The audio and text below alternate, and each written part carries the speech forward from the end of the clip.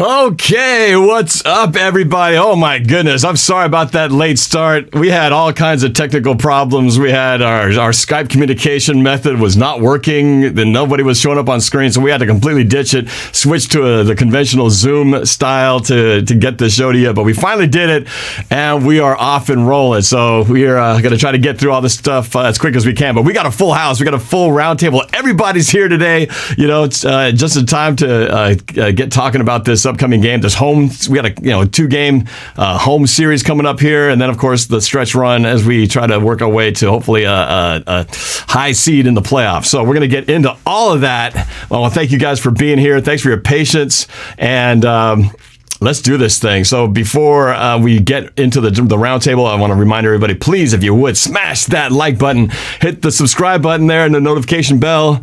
That's always a huge help to my channel, and I'm trying to get up to 50K and making good progress, so we can get there really quick. So here we are via Zoom, everybody. We have got the NorbCam Roundtable full house today. Everybody's represented here, so I'm just going to go from the top left over across as we see this thing here. So we've got the newest member right here, Coach Bill Marsh. Coach Marsh, good to see you again. Hey, thanks for having me back. Excited to be back. Absolutely. And from he's on a time off because he's been getting settled in his new digs on Kirkland on the water. I've seen the views. It's gorgeous. Back to join us here is none other than Brian Abker, man. Welcome back to the show. Hey, guys. Great to be here. Excited to talk about the big win. Absolutely. Then down to just over my left shoulder, we got Seahawks Martin. Also hasn't been here in a while. Good to see you too, buddy. Hopefully I can make the most out of this before piano. That's right. This late start didn't help. Right side, my teacher did start a little late, so hopefully I can make the most of it before my dad calls me down. All right, we'll make the most of it for sure. All right, and then of course we've got next to him we've got DJ Squabo, Noah Boelter. What's up, Squabs? Man, I'm pleasure to be here. I'd like to point out real quick, right now it is 4-2, Cougs 4, Dogs 2. Just had to put that out there. Okay. In a weird season, it's hard to really gauge where everything's at. But all right, thanks for the little reminder there. But last but certainly not least, we've got Steezy A. Smith in the house there at the bottom of the screen. Steezy.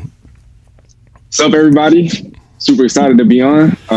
Missed seeing everyone, on at the same time. So I'm ready to have a great show. Absolutely. Now, so before we talk football, we got to say something a little special here, because this isn't just another day in the world of the roundtable, but we got a special celebration in the house right here. Steezy's celebrating the big one, right? The 2-1 birthday, right? Turned into 20, the big 21? 22. That's right. You're right. 21.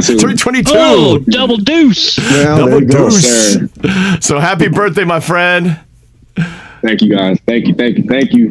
So let's all do, I want you guys to do everybody a favor, but at least Steezy, especially on his birthday, make sure you guys check out his channel, everybody's channel, and information is in the description. But go check out Steezy A. Smith's channel there. And Alina Dahl with the super chat says, happy birthday, Calvin. There you go, showing them some love. Thank you, guys. Thank you. That means a lot. We broke the 1,000 subscriber mark on your channel live on one of these roundtables a couple weeks or whenever it was ago. And I know it'd be pretty cool. Right now, you're at I think 1.09K, which maybe is 1,090. It'd be cool to get them to 1.1 today and maybe further. So blow them up, man, and blow everybody's up. We all could use a little bit of love here. So, Nor, with all the personalities you have, I would think that there could be a 5-second birthday song from you specifically, not the whole group. Come on, man. All the talent you have to have 5 seconds of testosterone or something special. All right, I gotta get a little something here. All right, to Steezy. Happy birthday to you. Happy birthday to you.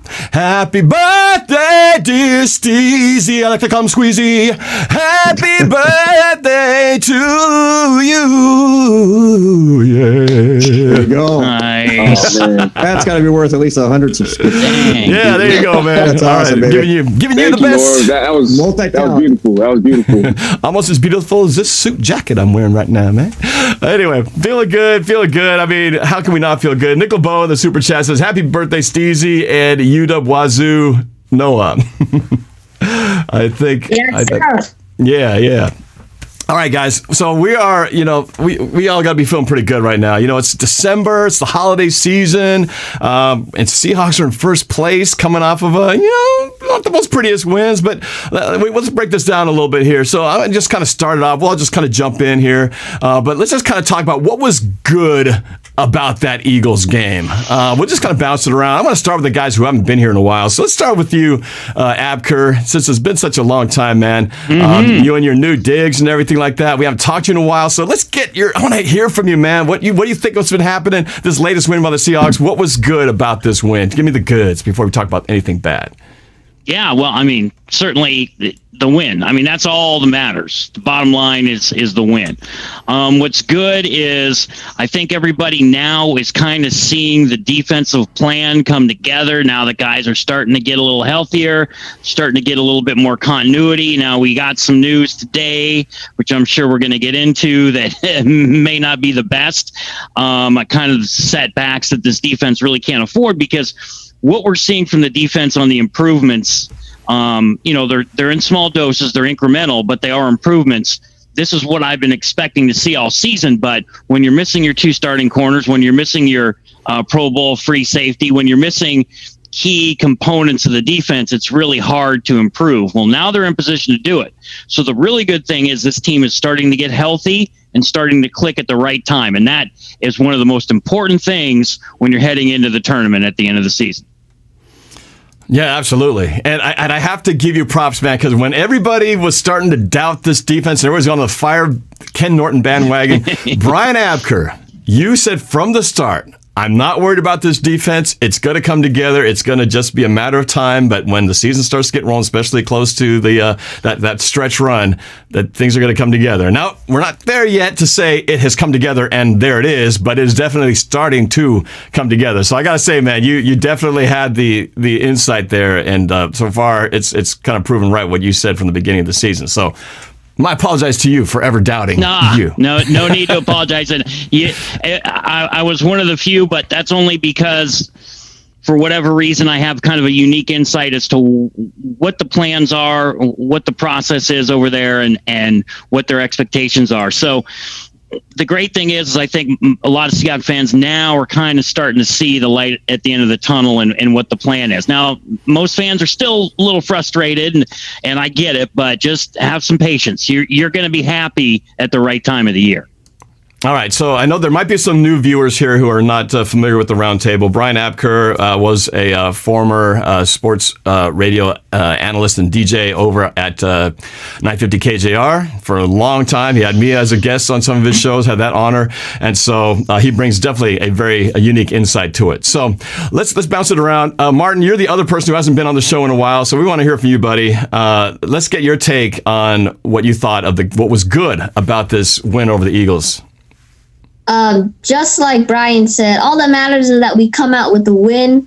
Our defense stepped up once again. It was just awesome to see them get those 6 sacks, pressuring Carson Wentz. And even though Carson Wentz is not that great, it's still good to see that defense actually do something instead of just, staying in there at the line of scrimmage doing nothing. Jamal Adams playing like a boss. Carlos Dunlap has been a really good factor, and although he has that foot injury, I hope that it's not as severe. And once again, on the offense, it's just Russell Wilson doing his thing. Wasn't the best game yesterday, but good. And the DK Metcalf showing every other 31 teams why they should have drafted him. I'm really happy we got him. He's been amazing so far, and so overall, 23-17. Yeah, that's kind of close, but shouldn't have been that close. But it doesn't matter. As long as we win, that's all that matters, and we did get the win. So we did get the win. Yes, there's no such thing as a bad win in the NFL. So you mentioned DK Metcalf, and I got to bring up the fact that Noah Boelter, Squabo, wrote a very good article and just released his video. I was there watching it. A very nicely done piece about how good will DK Metcalf be, how big and how great can he be. And that was a great piece of analysis there. So since you mentioned DK Metcalf, I got to switch over to Squabo. Squabo, why don't you give me your take on what was good about this Seahawks win over the Eagles? Well, I thought we did a lot of things pretty well in this game. I thought we played very well-rounded offensively, and that was a really good thing for Seattle. Pete Carroll in press conference today shared a little tidbit of information that really lets you into the insight going into the coaching staff as to what does it mean to be versatile offensively, and what does it mean to have a rushing attack and a passing attack. I don't know if you guys heard it, but Pete Carroll said, and he credits it to Vince Lombardi because that's who he remembers first saying it, but essentially as an offense heading into a game, they want to have their total number of completions and their total number of rush attempts be greater than 50 combined. And when they're greater than 50 combined, it's greater than 80% of the time that they end up winning the ball game. And that's what they were looking for, and that's what they were able to do in this game. We were very efficient offensively, 200-something yards of passing, just 1 touchdown through the air. Those numbers aren't too impressive in terms of the MVP conversation, but that's exactly what Seattle's looking for in terms of winning ball games. I think there's one major takeaway. There's one major thing that we have got to fix coming out of this game. And we were able to win this game, and we'll probably be able to win a couple games down the road here doing this anyways. But the one thing that I really want to say to fix about this game, I am more conservative in football than I am in politics. Take the points. We need to stop going for it on 4th down in the red zone. We have an opportunity on the road to take the lead twice, and we go for it twice. Don't come away with any points because of it. We've seen how much of a difference it can make throughout the season when we take the lead versus when we trail throughout the ball game. It allows us to have the offense versatility to reach that target goal of 50 between completions and rushing attempts. And when we trail, we are unable to do that quite often because we become one-dimensional offensively. So in terms of takeaways from the game, there's a lot of good stuff. We got those 6 sacks. Last week I predicted 7, but then by the time we got to my show on Saturday, I had revised it 6, maybe 7.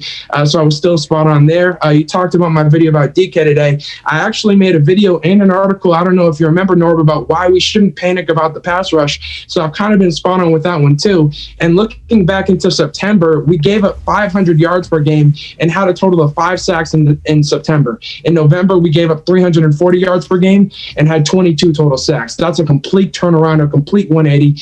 Our defense is starting to mesh and finally building that chemistry. So lots of good stuff to look forward to, but we got to be more conservative offensively. All right, so you kind of jumped out of turn because I was trying to focus on the good. I wanted to save the bad stuff for later, but you had to rain on my parade. But that's okay. We're going to talk about that in a second. So, Steezy, I want to stay in the sunshine here. Let's just talk about the good about the game, and then we will get to some of those negative things. So, Steezy, the birthday boy, give me your take on the good stuff that happened Monday night against the Eagles. Wait, can you guys hear that? Hear what? There's a washer going on in the back. I interrupting your hearing. I don't hear anything. No. Seems fine. It's fine. Yeah. You know, okay, good. It's super loud. It's super loud. So I'm just like, damn, like I don't know if I'm gonna be able to talk. You know, it's because you're wearing those AirPods. Yeah. I'm just saying, because you're wearing those AirPods, they're doing such a great job of reducing that outside noise. And Apple is not paying me to say this, but they should be, because I'm giving you props right there, Apple. Those AirPods, I think, are doing a good job of filtering out that noise reduction in the ambient noise there, allowing your voice to cut through and be clear in your analysis. But go ahead. Sorry to interrupt. No. No worries at all. I mean, look, the defense. What can I say? The defense was once again spectacular. Now we're top 5 in the NFL in sacks. After last season, we were second to last in the NFL. We currently have 31. And then through the first, 7-8 games of the season, we had 12. In 4 games, we have 19.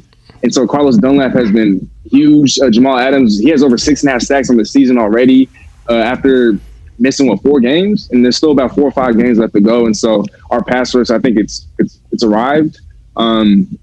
And on offense, we're very balanced. Martin was talking about how Russell Wilson didn't have the best game, but we didn't need him to. I mean, numbers-wise, he did what he did his job. He was efficient, didn't turn the ball over, didn't force anything. So overall, like Brian said, I mean, we got the W.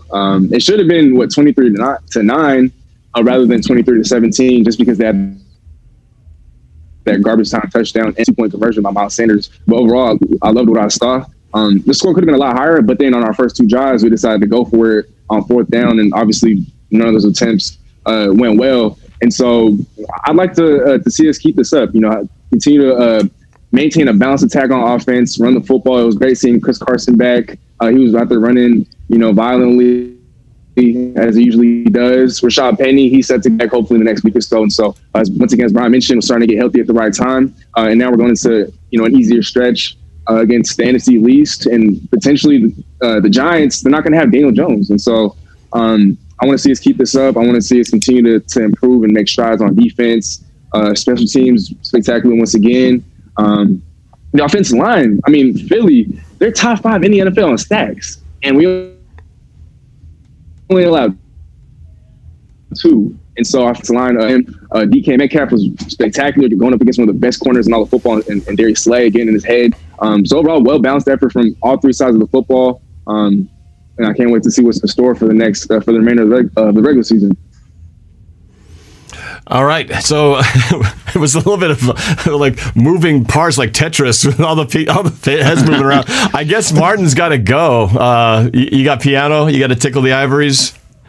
Yeah, pretty much. So sorry, guys. But I make it up with Norb. Norb can teach it. Hey, Martin, since you got to go, do we have enough time to get a Giants prediction from you before you leave? Yeah, I have 27-17. All right. All right. We'll get that on the next show. All right. Sorry it had to be so quick, man. Sorry about the delay in the start, but we're so glad we got to see you for a little bit there. All right. Have a good lesson. See ya, Martin. See you, Martin. Bye, everybody. See ya. All right, Martin. All right. Oh, there we go. Now everything's shifted around. Got to adjust it a little bit on the fly. All right. So we've got, we haven't heard yet from Coach Marsh. We did, for those of you who didn't see, we did dropped a new segment called Coach's Corner last night, and we did a little bit 3-play analysis of some of the pivotal plays or some, the kind of controversial plays in the game. We talked about the 4th down, a couple of those 4th down calls that you were just alluding to, Squabo, and diagnosed one of those runs by Chris Carson. But so you did that. It was great. I think we'll do more of that in the future. But give us your take on the just overall the positives of that win over the Eagles Monday night. Yeah, well, you only have 3 to 4 drives a quarter. So you have to make the most of what those are going to be and choose what you're going to do with those. So I'm actually going to flip the positive side of going for it on those 4th downs. Because I think it was in this time of the year where you're trying to see things, trying to sample things, trying to show your team that you believe in them. Again, as we talked about yesterday, you know who you're going up against. And the fact that they're in a position where you can go for things and have them have to drive 90 yards, anywhere from 70 yards to 98 yards is a long way to go. So I love the fact that we went for it on 4th down, regardless of the fact that we didn't get it, based on when we chose to do that.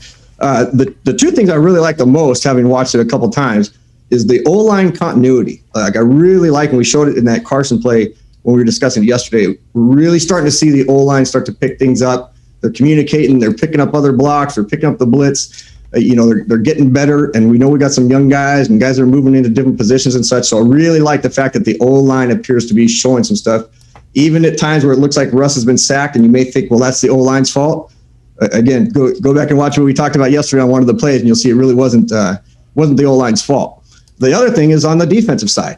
I love that I'm seeing energy. We talked about it for 3 weeks, right, where everybody was down and there's nobody's talking, and I was seeing guys in space, especially when we were sitting in zone, and nobody's communicating. And if you watch, Ray Lewis, any of those Ray Lewis videos, he will talk all the time about how there are no secrets on defense.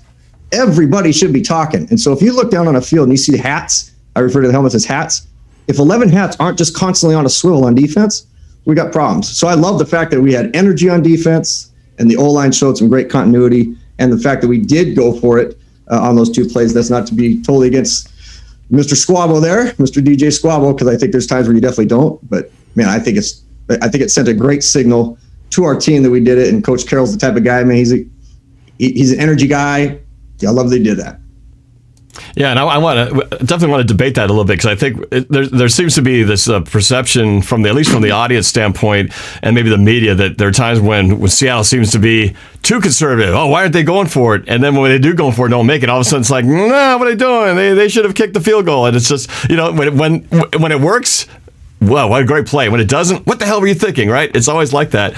So we're going to get to the negatives in a second, but I never got to introduce formally Coach Bill Marsh with Brian Abker, and I wanted to ask Brian, so for those of you who don't know either, so Coach Marsh, he was the he was a coach over at Eastside Catholic for a number of years, and we did highlight videos. My company with Mike Lorraine and Quantum Productions, we did highlight videos for them from 1996 or was it 95? 1995 all the way to 2006 for over a decade. We did the highlight videos for them. Some of the, I can humbly say, some of the best highlight videos ever produced. Yes, they were.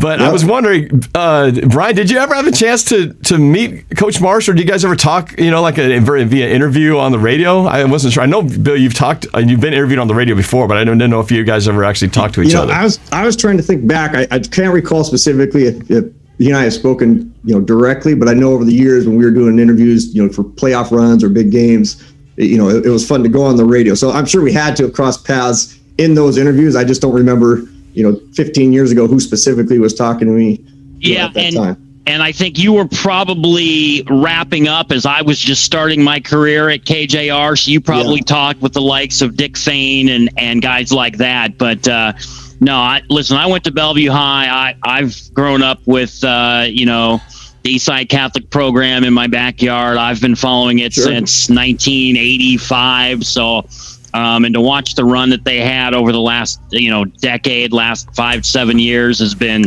phenomenal. When they moved up to Sammamish and got that college campus, no, it's great. So it's cool to have a coach on here that really has studied and worked the X's and O's and to give us the insight of what the coaches are thinking and what they're thinking about when it comes to percentages of going for it on fourth down and what the ramifications are. Coach Marsh has good insight to that. Yeah, absolutely. That's what I love about this. We all have a very different perspective on things. So let's flip it. And now, and Squab already kind of opened up that can of worms. So maybe we could kind of debate that a little bit. I want to hear a little bit more about there's not a ton of negative, but there's always, for every positive, there's probably some negative we can talk about.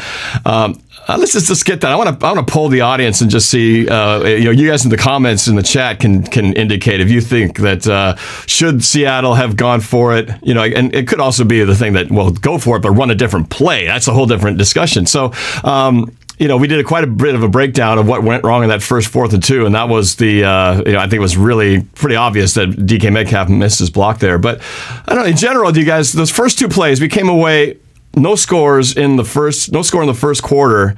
We could have had at least 6 points. Probably should have had 10. Could have even had 14, right? But we had 0. We already know what Squabble thinks. He didn't like it. He says we should have just taken the points.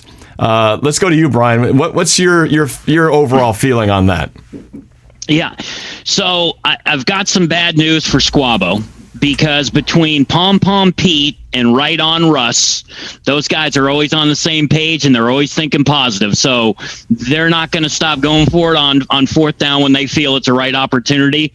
But I agree with you to some extent. But here's my caveat. Stop going for it on fourth down when you're going to make stupid play calls. Listen, when you're in the red zone, when you're inside the 10, there's one thing you do. You give Russ as many options as you can. I mean, I'm never going to contend that I know as much as an offensive coordinator in the NFL. That would be stupid. But I think it's as plain as day that when you give Russell Wilson more options, when you roll him out on the naked boot and he can run and he can throw, he's got more success that way. Don't hem him in to 1 or 2 routes where he's got very little time to make that decision. Get him outside the pocket and let him make some decisions. But I love it when they go for it. I love the aggressiveness. Now, if this was the Rams and we were on the road and there was a big crowd, then I would say no. Take the points. Absolutely take the points. So I do think it's situational. So I kind of agree with Squabo, but I really am a proponent of going for it on fourth down and taking those gambles. Now, are you saying go for it? You would have done it on both situations, or you've done it at the goal line or kicked it on the other side? Because my feeling when I was watching it, I liked going for it at the goal line, 4th and 2, because if you don't make it, you're asking the Eagles, who have a horrible offense, to try to go 98 yards. They're garbage. That's why they did it. That's why they weren't concerned about it. Like I said, if it was a different team, right, like the Rams, they may have elected to just take the points. Now, the reason they went for it the second time, I feel, that's all ego. That's like, I'm throwing good money after bad right now. I'm going to make this happen. I'm going to force the situation. So on that one, no, I don't think that they should have gone for it. Yeah, and again, as Coach Marsh broke down, DK Metcalf, unfortunately, was a lot to do with why that play didn't happen. So it's easy to blame the quarterback and the offensive coordinator, but again, everybody's got to do their job. And watch the breakdown; he does a great job of pointing out where Metcalf had a great game, but there was a couple things he did not do great at that happened to affect those particular plays. So Squab, I know we know how you feel about that. I want to go to Steezy. What's your feeling on that? Are you feeling that kind of conservative nature, or do you think we should keep going for it? If that situation should arise again, we're 4th and 2, playing the Giants at home. Do we continue to go for it, or do we rethink that thought process?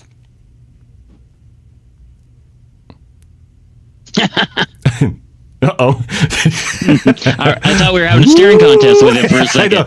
Hello. Squeeze. Because I was in. Oh, there he is. You were frozen. Oh, can you guys hear me?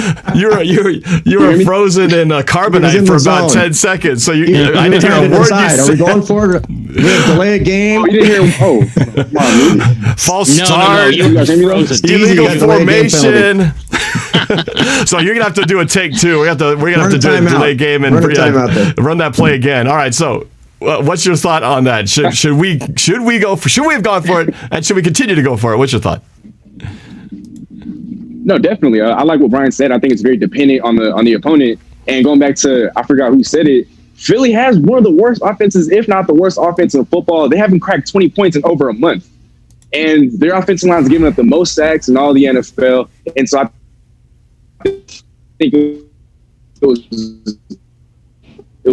was a right decision for it. I didn't know a Chris Carson run up the middle, right? And then the second play call was a David Moore sweep that had no chance of working. I don't know what happened with that play, but I think if we're going up against, like, let's say the Packers or the Chiefs, definitely take the points. But I think going for it on offense, we have in both our offense and our defense, and I think that bodes well for the future.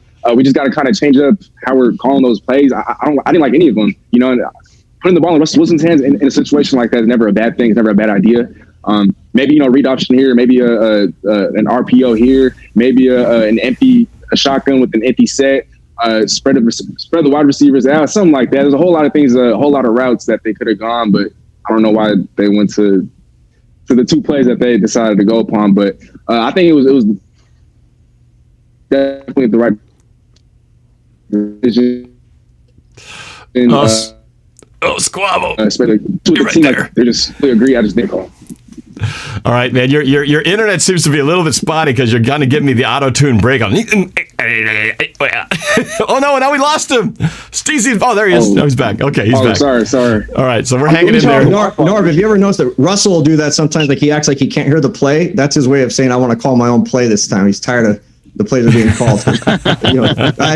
In high school, I didn't have to deal with that. Quarterbacks never gave me that. I can't hear the play. That's right. They had no choice. So you'll hear quarterbacks in the NFL go, I can't hear it, and then they just go down there and call their own play. That's a good way to do it. I do that all the time if I was playing quarterback in the NFL. Yeah, that's a good way to overwrite the offensive coordinator, especially when he's up in the booth. So Squabble, I know what you feel on that. Do you want to add to that? Actually, hold on a second. I just noticed there's a chat. A comment that I've never seen before, and I have to address it. It says from Monke Q says, Norb, kiss me. I've never seen that in the chat. I can't obviously do that, but I can just give you one of these. And hopefully you're not a dude, but if you are, well, you can have that as well. It's all right. Actually, you can have a dude. Yeah. They kiss each other in Italy. They kiss you on the cheek. Right, so there you go. One cake kiss. That's for you. Guys have been patting themselves on the rear end in the NFL for 100 years. Right? That's true. That's true. But they don't kiss. Yeah, but they don't kiss. Hands in the huddle. But they don't kiss. They don't kiss in the NFL. Every time those face masks come together. Not on purpose. Only really good. Sometimes they land on top of each other and they end up grinding on each other by accident, but they will not kiss. That's usually not on purpose. Grinding. Nobody brought up grinding. I don't know why. But the NFL is a grind. It is a grind. So was that what Romanowski was doing years ago? Oh my goodness! Nobody knows what he was doing. He was swapping spit, though. That's for sure. Yeah, usually from a distance. Okay. Anyway. I was going to ask you, Squabo, did you want to add anything to that? I know you basically said you feel like we should always take the points. Did you want to change anything on there or add to your argument? Well, while we seem to be a pretty good team on 4th down typically, our kicker hasn't missed a kick this year, including a 61-yard field goal just 2 weeks ago. So, first of all, we're almost guaranteed 3 points each and every time. Second of all, you're talking about how bad this offense is. Sweet. Let's make them score 3 more points the first time and then 3 more points the second time. By taking the points, we are putting pressure on them in their house. They got the ball first. We scored first. That puts pressure on them. Now they need to go down and at least score in order to match. They went 3 and out the entire first half practically, if not literally. And because of that, if we had taken the points early, later on the game would not have been so close regardless. It really did come down to the onside kick, as it seemingly always does, because we don't take the points. If we were in the Buffalo game and we took the points early, later on in the game, that final drive where our defense had a chance to get the ball back would have literally been for the game rather than for a chance to make the game a little bit closer. So if we take the points early on in a whole bunch of different scenarios, that helps us down the stretch. Later on, what game have the Seattle Seahawks not been in down the stretch? And I'll show you a game that we didn't take the points early on, and had we taken those points, it would have been a different story. So taking the points, it's not the exciting thing to do. It's not the super fun thing to do.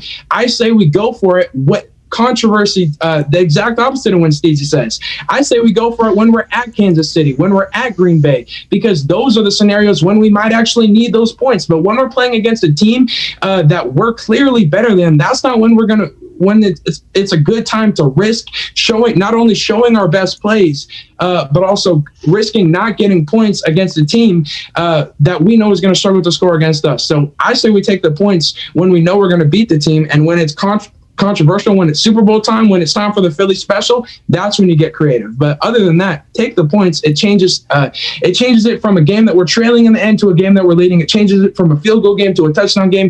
It changes it from a 1-possession game to a 2-possession game. That's how important it is to take the points. Well, I got to respond when you're ready. All right, you almost convinced me, but you brought up some good points there. So, Counselor Marsh, I'm going to let you. I'm going to let you speak here. But there's another chat that I had to address here. So NBA 2K Clip says Norb kind of looks like Obama. Not going to lie. Then Sky High Aviation comes back with Norbama. And I've never tried to imitate President Obama, but let me see if I can just transition with it. My fellow Americans, I think when it comes to the Seahawks, I think the prudent thing to do would be I think they should go for it on 4th down. I think that would be the wise decision. And that's about all I can do. So it's a bill. Why don't you go take it? You go take it for a first round. I think you could do like the last 5 presidents and do some sort of prediction thing with all of them. No Seahawks. Anyway, go for it, man. You wanted to say something, Bill. Right, go for it, man. Here's where I think I can bring value to your show as a former coach. When you get down inside the 5-yard line with your team and you don't get a touchdown and you kick a field goal, it feels like a loss. I mean, trust me, having been in that situation where you get inside and you go and then all of a sudden you have to decide, do we kick the field goal, get the points, or do we go for the touchdown? You kick the field goal and there's really not a lot of energy because it's just kind of, okay, we got kind of what we should have down there. We got the 3, but we deserve to get the 7. So here's what happens. I used to always look back, and there's going to be things I'm going to say the rest of the show that I said yesterday, so I'm going to put that out of the side. I would always look back 5 years for the whole United States in high school football to see what are the percentages that a team can score from every single yard line, from the -1 all the way to the +1. Well, when you get back to your own 2-yard line, a -2-yard line, even in the NFL, the odds are very, very long that a team's going to score. So you get down for us, Seahawks, 2-yard line, chance to go for it or not. Let's say we kick the field goal. When we kick the field goal, now what we're going to kick off. Now they're going to get a kickoff return most likely. And if they need the ball, if we kick it out of bounds, if we do what have you, they're going to be in much better position where the percentages tell you that they're now going to be able to get down at least 30 or 40 yards. And it's early in the game. We don't know yet if they're going to be able to move the ball on this or not. We don't know which defense is going to show up or not. So now we've kicked off to them. They get it to 27. They move down. They kick a field goal. Now it's 3-3. It's a moot point. Conversely, we go for it on 4th and 2. We don't get it. Our defense is jacked coming out on the field because now they have a chance to score. And for defense to score and a safety is almost as fun for them as scoring touchdowns, right? So I love the fact that's why I look at those things from a standpoint of the bigger picture.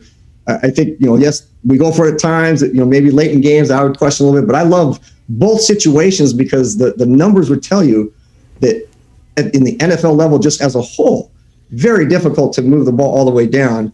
And I'm sure that they, again, during the week, they have people that are doing these type of studies, looking at all these numbers. So they're looking at Philadelphia all year and going from this yard line, this yard line, this yard line, this yard line, how far and what's the percentage? So someone's probably real quickly saying, hey, go for it.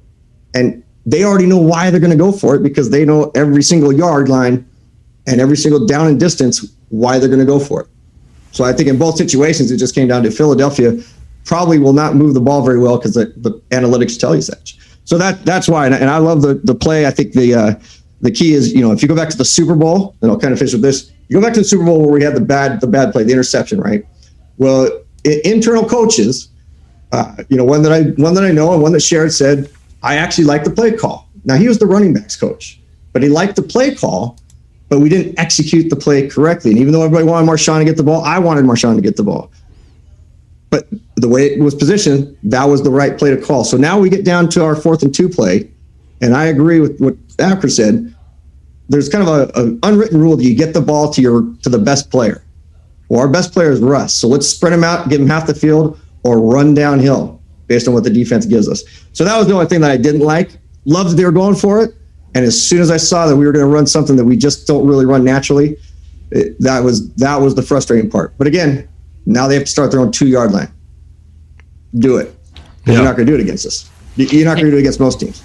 Hey, Norb, can I ask Coach a question here? Because God, that's some great insight, and I love it. And I think we can all agree that we all feel like there's a time and there's a place to go for it on 4th down, and the play calling is very essential to doing it. But you talked about the Super Bowl and what that coach told you, and I'm curious, how can a coach like the play call when the personnel in the game wasn't one that is known to be able to execute what needed to be done and executed on that play?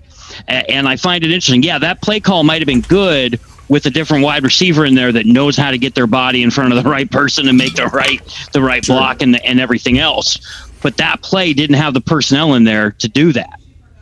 So I would say from a standpoint of if you go back and watch any of the Belichick videos of that season, and they go and they show how they actually pulled a play that the Seahawks had done, 10 weeks earlier, and that was the one time they showed how to break on the ball, and that's why when the interception took place, he broke on the ball completely different than he had all season long, got the interception.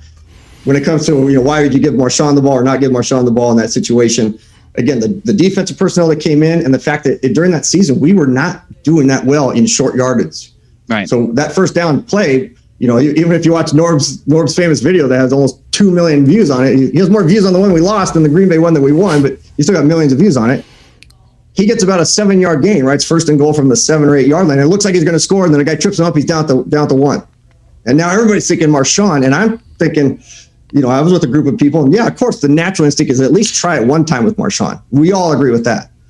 But I actually don't have a problem with them giving a shot at the pass, because you think you got Russ, smart, he doesn't like it, he might throw it away, and you just don't anticipate that guy's going to break on the ball. So, yeah, it brings up a bad memory, but at the same time, I think the concept we're talking about here is for sure make the right play call and during the down and distance situation. In the Super Bowl, let's give it to Marshawn, or if we're in that situation again, but I want to play to win also. So if it's first quarter and we're at the 2-yard line in the Super Bowl, I'm going to hope we're going for it, because the analytics tell you a team's not going to go 98 yards. And if we're in the Super Bowl, it means our defense is playing pretty well.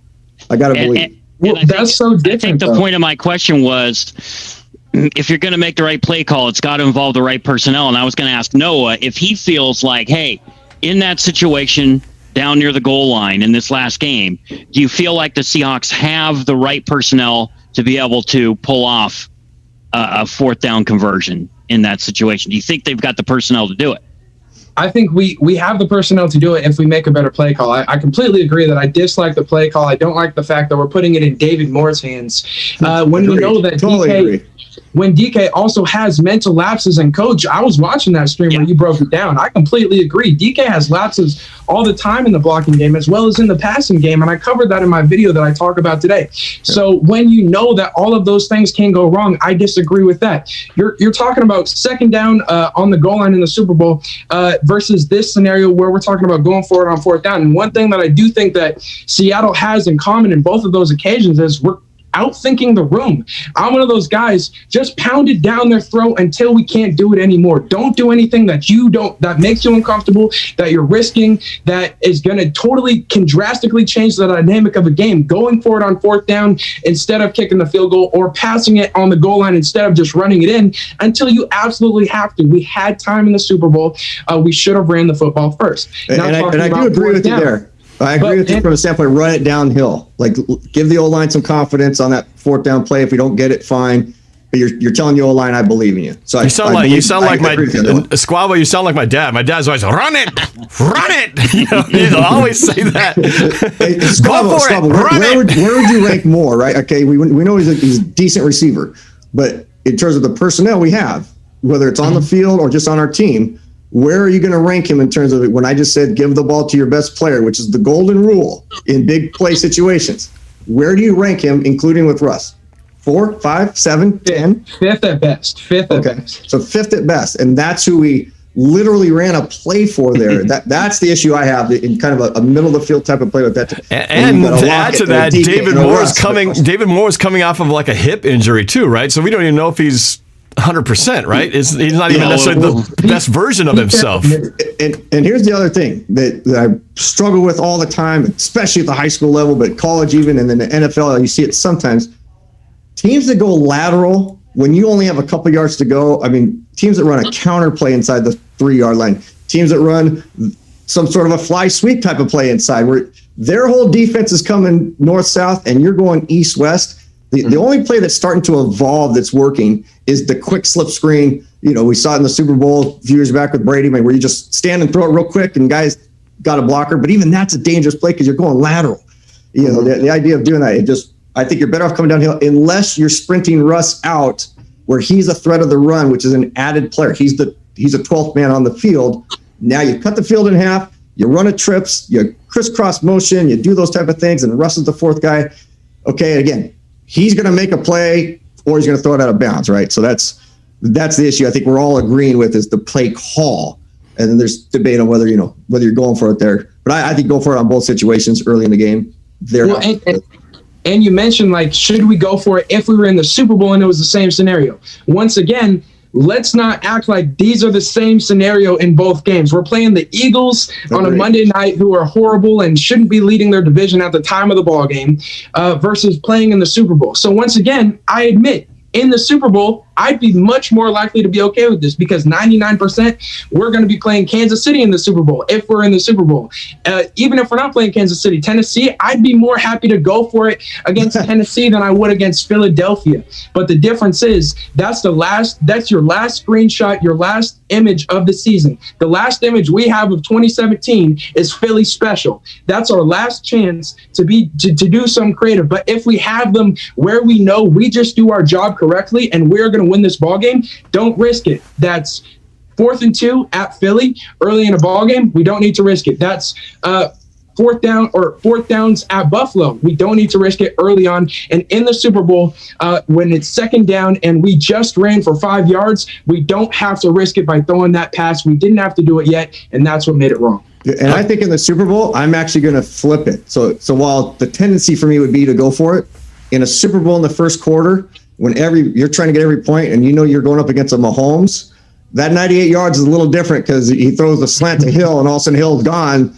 You know, again, it is the team that you're playing, right? So it's apples to apples and it's apples to oranges. So while I'm going for it here, Super Bowl, 4th and 2, again, that 98 yards as a whole for the NFL is going to show one thing, but they might go, gosh, those two guys that are coming out, they can score right away. Let's get the 3 points, kick it down there, and play with our defense a little bit. So All right. A Well, lot of ifs. yeah. So I want to move this conversation along because our birthday boy has been very quiet over there. We got to change direction here and get some other topics. Plus, I think the chat's saying, "Come on, let's stop talking about the 1 yard line in the Super Bowl. Let's talk about the next thing here."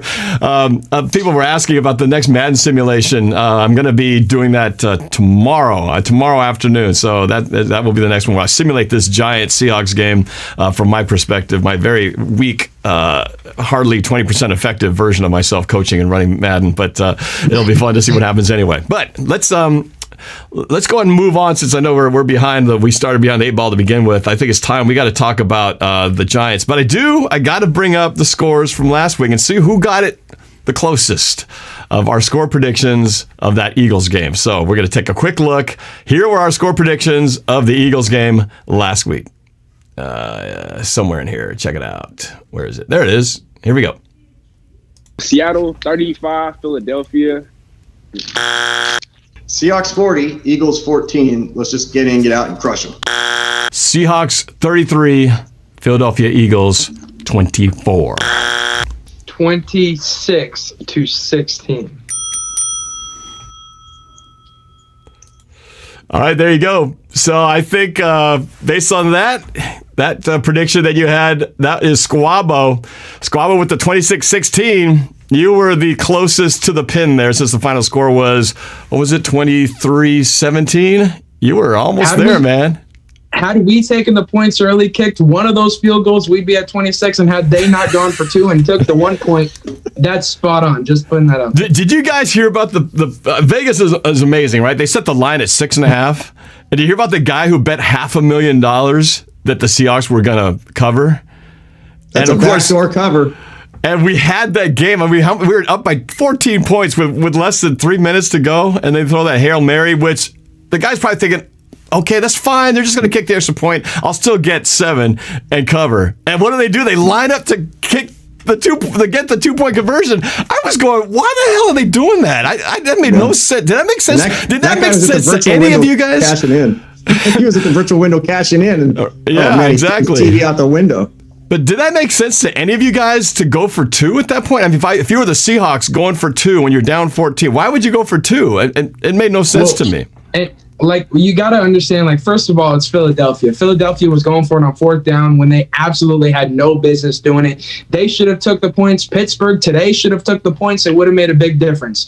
But when you're talking about the situation that we're talking about going for 2, they're looking at it like if they somehow get the onside kick and they score a touchdown and this game is tied, they're not going to overtime. They were going to want to win the game in regulation because they know they're not the better team. Well, why would you risk your second play later on rather than your first play when a whole bunch of stuff in the middle could get in the way rather than running your play now? If it doesn't work, you get another opportunity to make up for it, and you're probably not going to come back in the game anyway. So it does make sense to risk it first if you're planning on going for it later.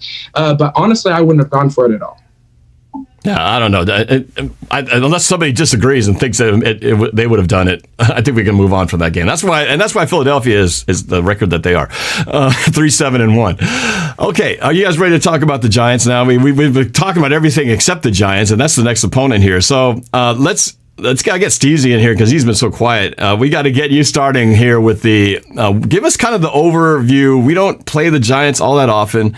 Obviously, the East has been a struggling division, but the Giants are technically in first place and have pulled off a few wins in a row here, but they might be without their starting quarterback.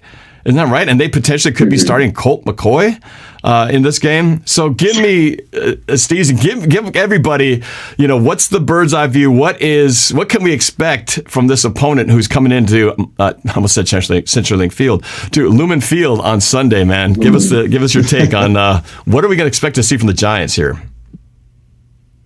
Well, the Giants, they're a well-coached team. They're real feisty, and I think they're a little better than the record indicates. Obviously, not having Daniel Jones for this game, I think that's going to hurt them tremendously. They have a little bit of momentum.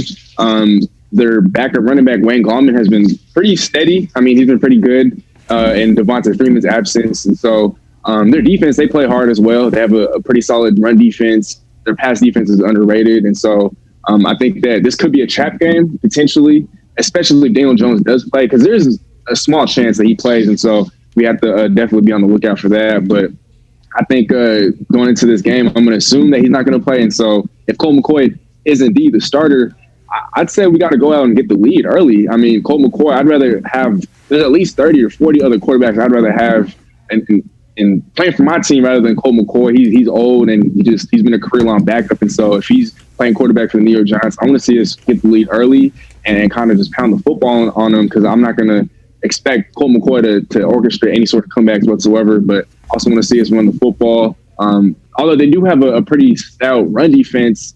I mean, last week, we still kept trying to run the football despite the fact that Philly has a pretty good run defense themselves. And so I think we should expect maybe not a high-scoring game. A lot of people are kind of looking at the Giants as pushovers. And yeah, I mean, they're still, 2 or 3 games under 500. And so I understand that. But like I said, they're feisty. They play hard. They're well-coached. And we shouldn't expect a very high-scoring game. All right, so let's get to the keys of this game. Let's start with Abker, Brian Abker. Brian, are you ready for your keys to the game? Yeah, I think my keys are pretty simple. I really think that the Seahawks have to stick to their fundamentals. Okay, so let's get a well-balanced offense out there. I know everybody has loved the let Russ cook thing from the beginning, but I think we saw that, yes, he can cook, but he can cook much better when he's got a running game. And it was great to see Chris Carson back. Penny probably going to come back in the next week or so. So let's just keep pounding the rock. Let's keep giving Russ the best opportunity to be successful. I'm not scared of Daniel Jones, and maybe I'm one of the few that just – I don't get it. I mean, what has he got? He's got 8 TDs, 9 interceptions this year. Maybe he's got potential. Maybe he's kind of like Eli Manning in the fact that he doesn't get really frazzled. He's pretty even-tempered and maybe a good leader and will be good. But I'm actually more worried about Colt McCoy. Colt McCoy is a guy that's got a ton of NFL experience. He's super smart. He's never really been able to grab the reins of a starting job for a long period of time in the NFL, but he's been on multiple teams. He knows multiple offenses, and he's a very smart quarterback. So when you don't have a lot of film on guys, and we kind of saw this at the beginning of the year, when you don't have film on the backup quarterback and you don't know exactly what to expect or how to game plan, and you don't have the best pass rush in the world that you can just let guys fly and go after them, it makes things a little bit more difficult to plan for from what I've seen. So I think that the defense has got to find their best pass rush that we've seen them have all season, whatever that means. If you're going to have to disguise blitzes more or bring the house and, take chances and make Colt McCoy throw it up quick, whatever that is, tomorrow or Sunday against the Giants, the pass rush to me is going to be as important as it's been all season. And it's also going to be a springboard for the rest of the season too. So those are kind of my keys to the game. Special teams, as always, we hardly ever mention it, but the Seahawks have had outstanding special teams. We need to get a different return man in there because David Moore ain't cutting it. And maybe that's due to his injury, but he's not the guy I want returning punts. Well, and I think usually Tyler Lockett was kind of the guy, right? But I'm thinking they're doing that as a protection for him, right? Because you don't want to risk one of your best weapons to be pummeled taking a punt. But yeah, you're right. He hasn't really been able to do much in the return game. DJ Reed, though, has been pretty explosive at times. Yeah, and hopefully we see him a little bit more. But yeah, all right. Well, thanks for those keys. Let's go to Squabo. Let's get your keys to this game. Take the lead and take the points. That's going to be my first key. Essentially, just be conservative early on in the ball game, kick the field goal, get the lead against these guys. Let's make them face an uphill battle against a team competing to be the number 1 seed in the NFC. Number 2, I say win the turnover battle. The Giants defensively are actually number 4 in turnovers. They're really good at getting their hands on the ball, and when they do so, that's how they're able to stay in ball games. Seattle has obviously shown how much the turnover battle affects our chances to win the ball game. So we need to win the turnover battle against this team, just like against Philadelphia. If we win the turnover battle against the Giants, I can't see us losing the ball game.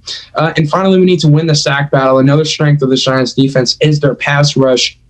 I believe it's ranked 11th in the NFL right now, and right now we're super super hot. I say we get 5 sacks in this game, a little bit back down to earth, but still a really good number for our pass rush. I think if we win the sack battle in this game, I can't see us losing either. So once again, get the lead early, stay conservative, and take the points, win the turnover battle, and win the sack battle.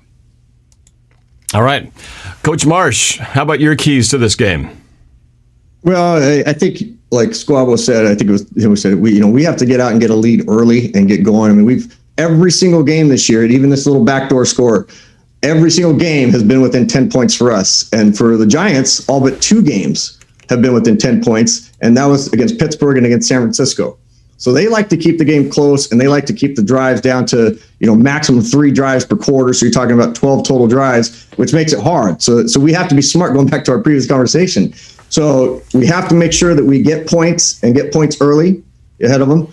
I want to continue to stay on the Russ piece. I love the fact that I think he is playing for the Super Bowl MVP, not for the league MVP now. And that's the way he needs to play. So continue to play that high percentage passing game. And I think we need to make sure that we get a good, solid running attack going on the offensive side, continue to develop that piece. And the final part is, with regards to the Giants, keeping them from having the trifecta, which is quarterback at 300 yards, running back at 100 yards, receiver at 100 yards. Because last week they were close. They've had a few other games they were close. And that becomes dangerous when you have multiple things that are happening there with their weapons. All right.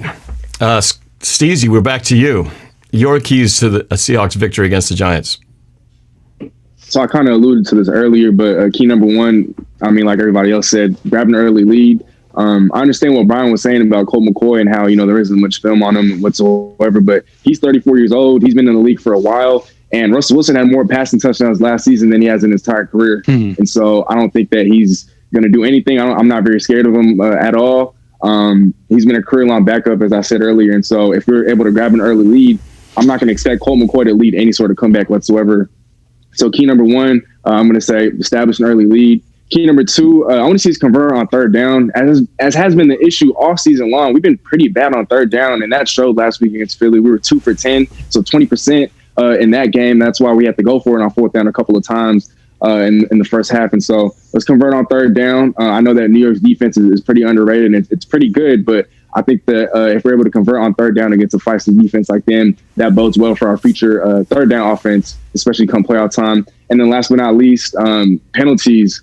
Last week against Philly, we also had 8 penalties for I think it was over 100 yards that we lost, or those penalties accumulated to over 100 yards. And so let's just try to be more disciplined. I know we've done a pretty decent job this season overall and being more disciplined, but I think against a team like the Giants, we definitely have to be disciplined. And so key number 1, establish an early lead. Key number 2, convert on third down. And then the key number 3, be more disciplined. So less penalties. Oh, that's good. Yeah. So the penalty thing is often like special teams. You don't think about it because you're thinking about so many other things, and yet that can kill the perfect play, can kill the perfect everything, the perfect execution. It can take a touchdown off the board, and we've seen that happen before. So, yeah, those are all good that's points. Been a history of the Seahawks under Pete Carroll. And you could get away with it. Penalty. You could get away with it when you were the 2013, 14, and 15 teams because you had enough talent to overcome those stupid penalties. But you're not quite in that position right now. Yeah. And one thing we didn't really talk about is getting them back in that quicker pace. I mean, we burned a timeout, at least one timeout last week, and had some other where the clock was running right down, especially early in the game where we just couldn't find ourselves. We cannot be doing that as we're heading into the play. We're just burning stuff big time. Well, and that's what goes to my keys, and a lot of people are asking about the Kahoot. That's coming up right here, so stand by. It's about to start. But for my keys to the game, you led right into it. The first key is I want them to be aggressive. I want them to go back to that up tempo. They started doing it against the Cardinals, and then instead they were doing, like you said, the opposite, where they're like taking forever to get the play in there, and then they had to call timeout twice, and then got called for the delay of game. It's like, why is this happening? It shouldn't be happening. We should be doing the opposite and like putting the pressure on. So that's my first thing, is I think Seattle should be aggressive and speed the tempo up and just try to get these guys back on their heels to start off with. And then I as part of that, I think with letting Russ kind of run the offense, I'd actually like to see him start throwing the ball early, because the Giants actually have a pretty good rushing defense. I think actually they're up there in the top 10, up like what we are, but they're a good rush team. So I don't think the recipe is to go run against their strength. Let's go against what they don't do so well, and I think then that will open it up to my second key, which is we get 100 yards total, not a single 100-yard rusher. We had I think about 76 yards total rushing against Philadelphia. If we get close to 100 on this game, I think we're going to win, no matter who's running it, whether it's Russ or Carson or Hyde. But if we get 100 yards of rushing, that's a pretty good thing, especially against this defense.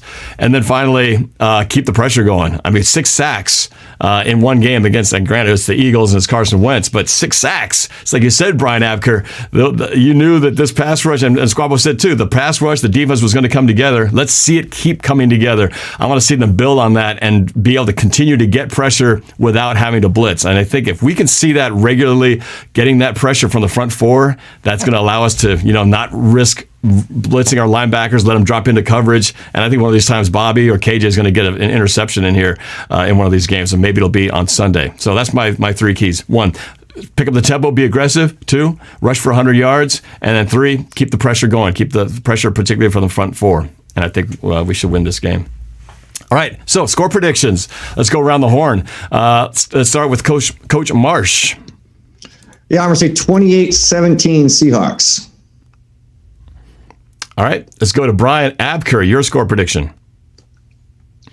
I think this is going to be a high-scoring game for the Seahawks. I'm going to say 36-14 Seahawks. I really think this is going to be the breakout game, the catapult that leads them all the way down the line through the rest of the season.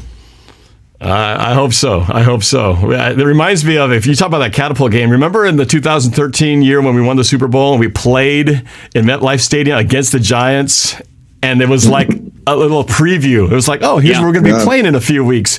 Granted, we're not in MetLife Stadium. It's not playing for the Super Bowl, but it had that feeling of that, beat the Giants late in the season. I have good feelings of that 2013 memory of that game that set up what was to come.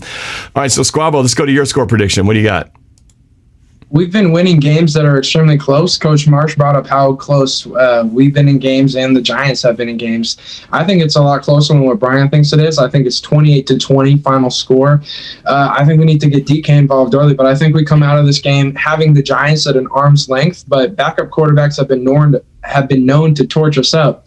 And I think this is a game where we're going to come out of it glad that we're victorious, but lots to learn from and remain humble afterwards rather than puffing our chest out. All right, closer game. Let's go to the birthday boy, Steezy. What's your score prediction? I'm going to go Seattle 26, New York 10. Okay, another relatively low-scoring game. Well, I got to stick with my season prediction music video, and I predicted this back in August. You guys can check it out on my channel, the 2020 Seahawks prediction music video. In that game, I said that the Seahawks would beat the Giants 31-21. And I'm sticking with that. There we go. All right. So, hey, Norm, a quick little side thing, I didn't bring up earlier, is that their head coach, as well as 2 other coaches they have, were longtime New England assistants, going all the way back to the Super Bowl days. So I know sometimes coaches will share with other coaches, so I wouldn't be surprised if Belichick has received a few phone calls this week with regards to how to deal with us. So just a little tidbit that came across my plate earlier today with regards to their head coach and others. But all right, they may see some things about us that others don't necessarily know. So they're physical. They're physical on defense. They are. I agree. That's an underrated defense that I think could give us problems if we don't get the car started and rolling early on, like how it felt against Philadelphia, where we just felt like it was out of sync and just not rolling. That's what I'm saying. We got to hit the ground running and just get this sucker rolling, get the up tempo going. Can't wait to see what they do. The good news is that this offense is physical. DK, even Lockett's physical. You got 2 running backs that prefer to run over dudes than around dudes. Yeah, so absolutely. From that standpoint, it should be a really fun game to watch. Yeah, absolutely. I love, how can you not, we analyzed so much about DK. Obviously, he's doing so much great stuff. There's some stuff he's not doing great, but how can you not like the attitude on the field, right? I mean, every time he steps out there, whoever he's going against, it's a personal matter, right? He gets in his face. He's just, there's that extra little pushing and shoving, and they got under in the Eagles' head early. I mean, he got Slay all riled up and got his teammate pushing and knocking him over for personal fouls. I love that because it felt for a while like we had all that swagger, right, from the 2013 team, almost too much swagger because that swagger started out on everybody else and started to implode on our own team.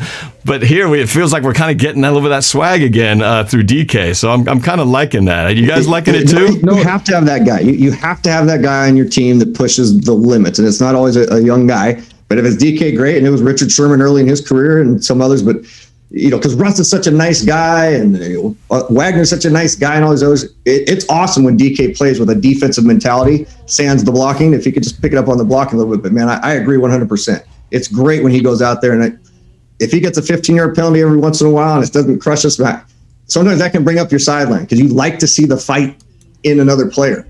It shows he's into it. So, yeah, as long as he doesn't get kicked out of the game, just don't throw a punch. Don't throw a punch, DK. You can get all his grills, just don't throw a punch. Great point, because the other day when he did something and one of his offensive linemen went to pull him away, and he looked at his offensive lineman and kind of threw his arm off, and you could tell the offensive lineman gave him a little bit of, hey, this is not how we do it here. And then he settled down. I think if it had been some other teams, maybe he continues to go and off it happens. But we have the guys around him that are going to let him go to the extreme. But there's enough guys to say, hey, they're not going to do it just like it was when Richard Sherman was young and he had some veterans around him say, hey, do your thing. We'll corral you. Yeah. So. Yep. All right. Okay. Any last things before we kick it? Okay, Squabble, you got something. Norb, honestly, like that last point that you brought up, I think it's a really good point, and I was going to bring it up earlier, but we kind of got moving along.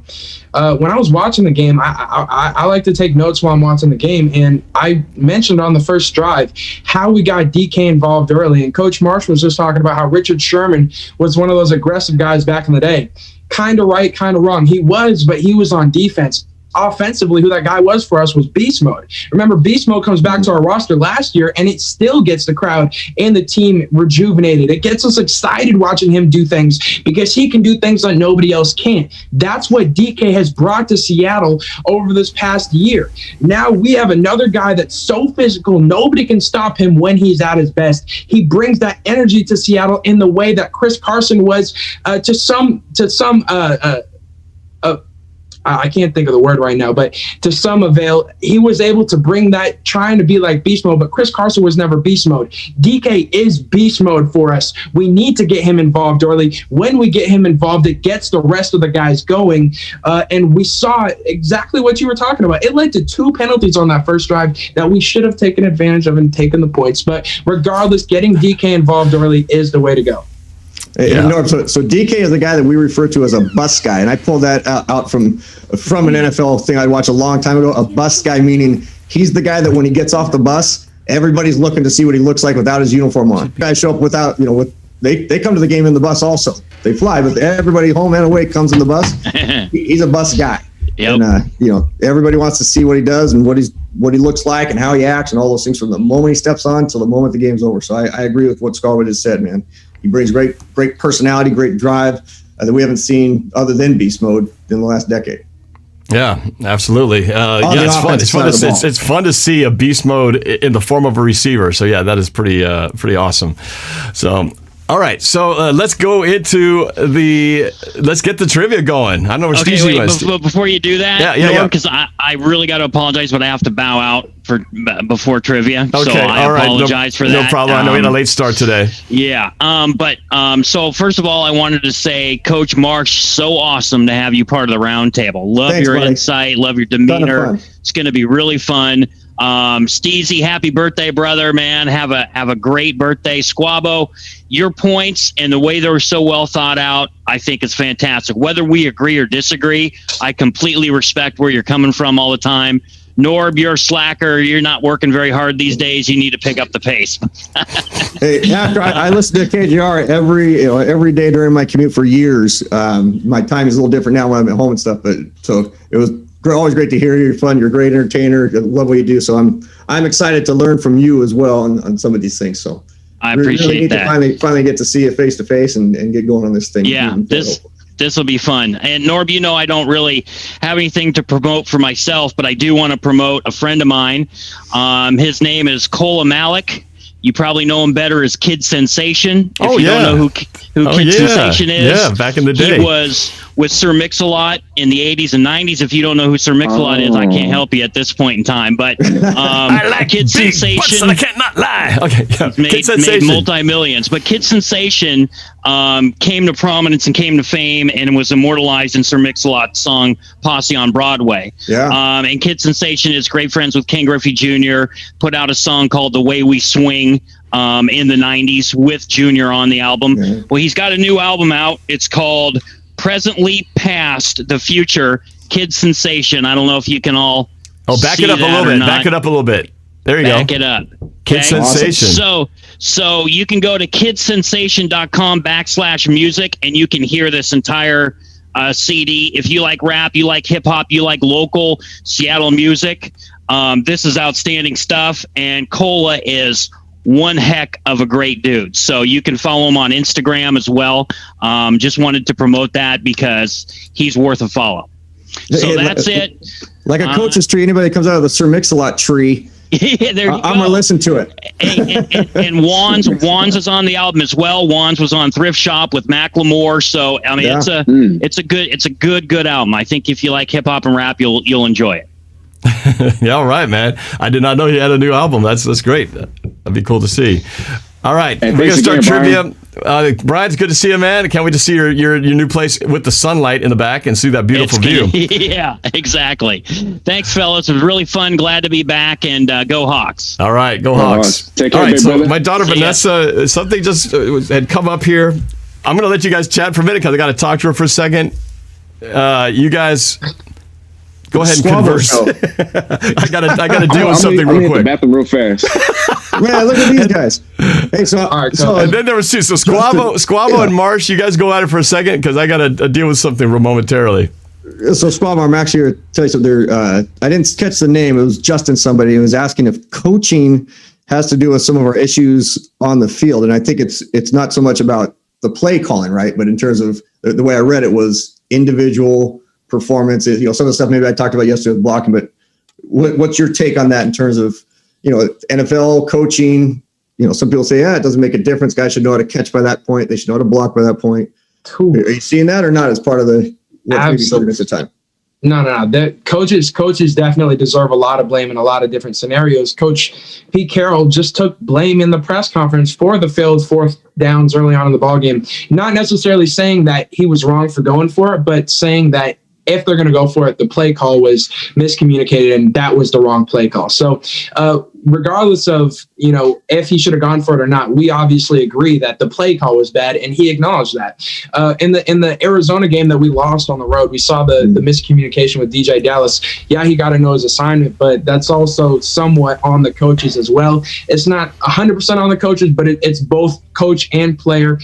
Coaches are the ones responsible. The NFL is it's in the business of getting stuff done. It's a results-oriented business. That's what I'm looking for.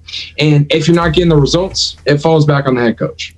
Well, here's what I find fascinating. Of all the sports, football assistant coaches are the most protected in terms of names that go out. I mean, yes, in Seattle, we know some of the names, but very few people could name every single assistant. I couldn't name every single assistant. I follow them pretty closely, right?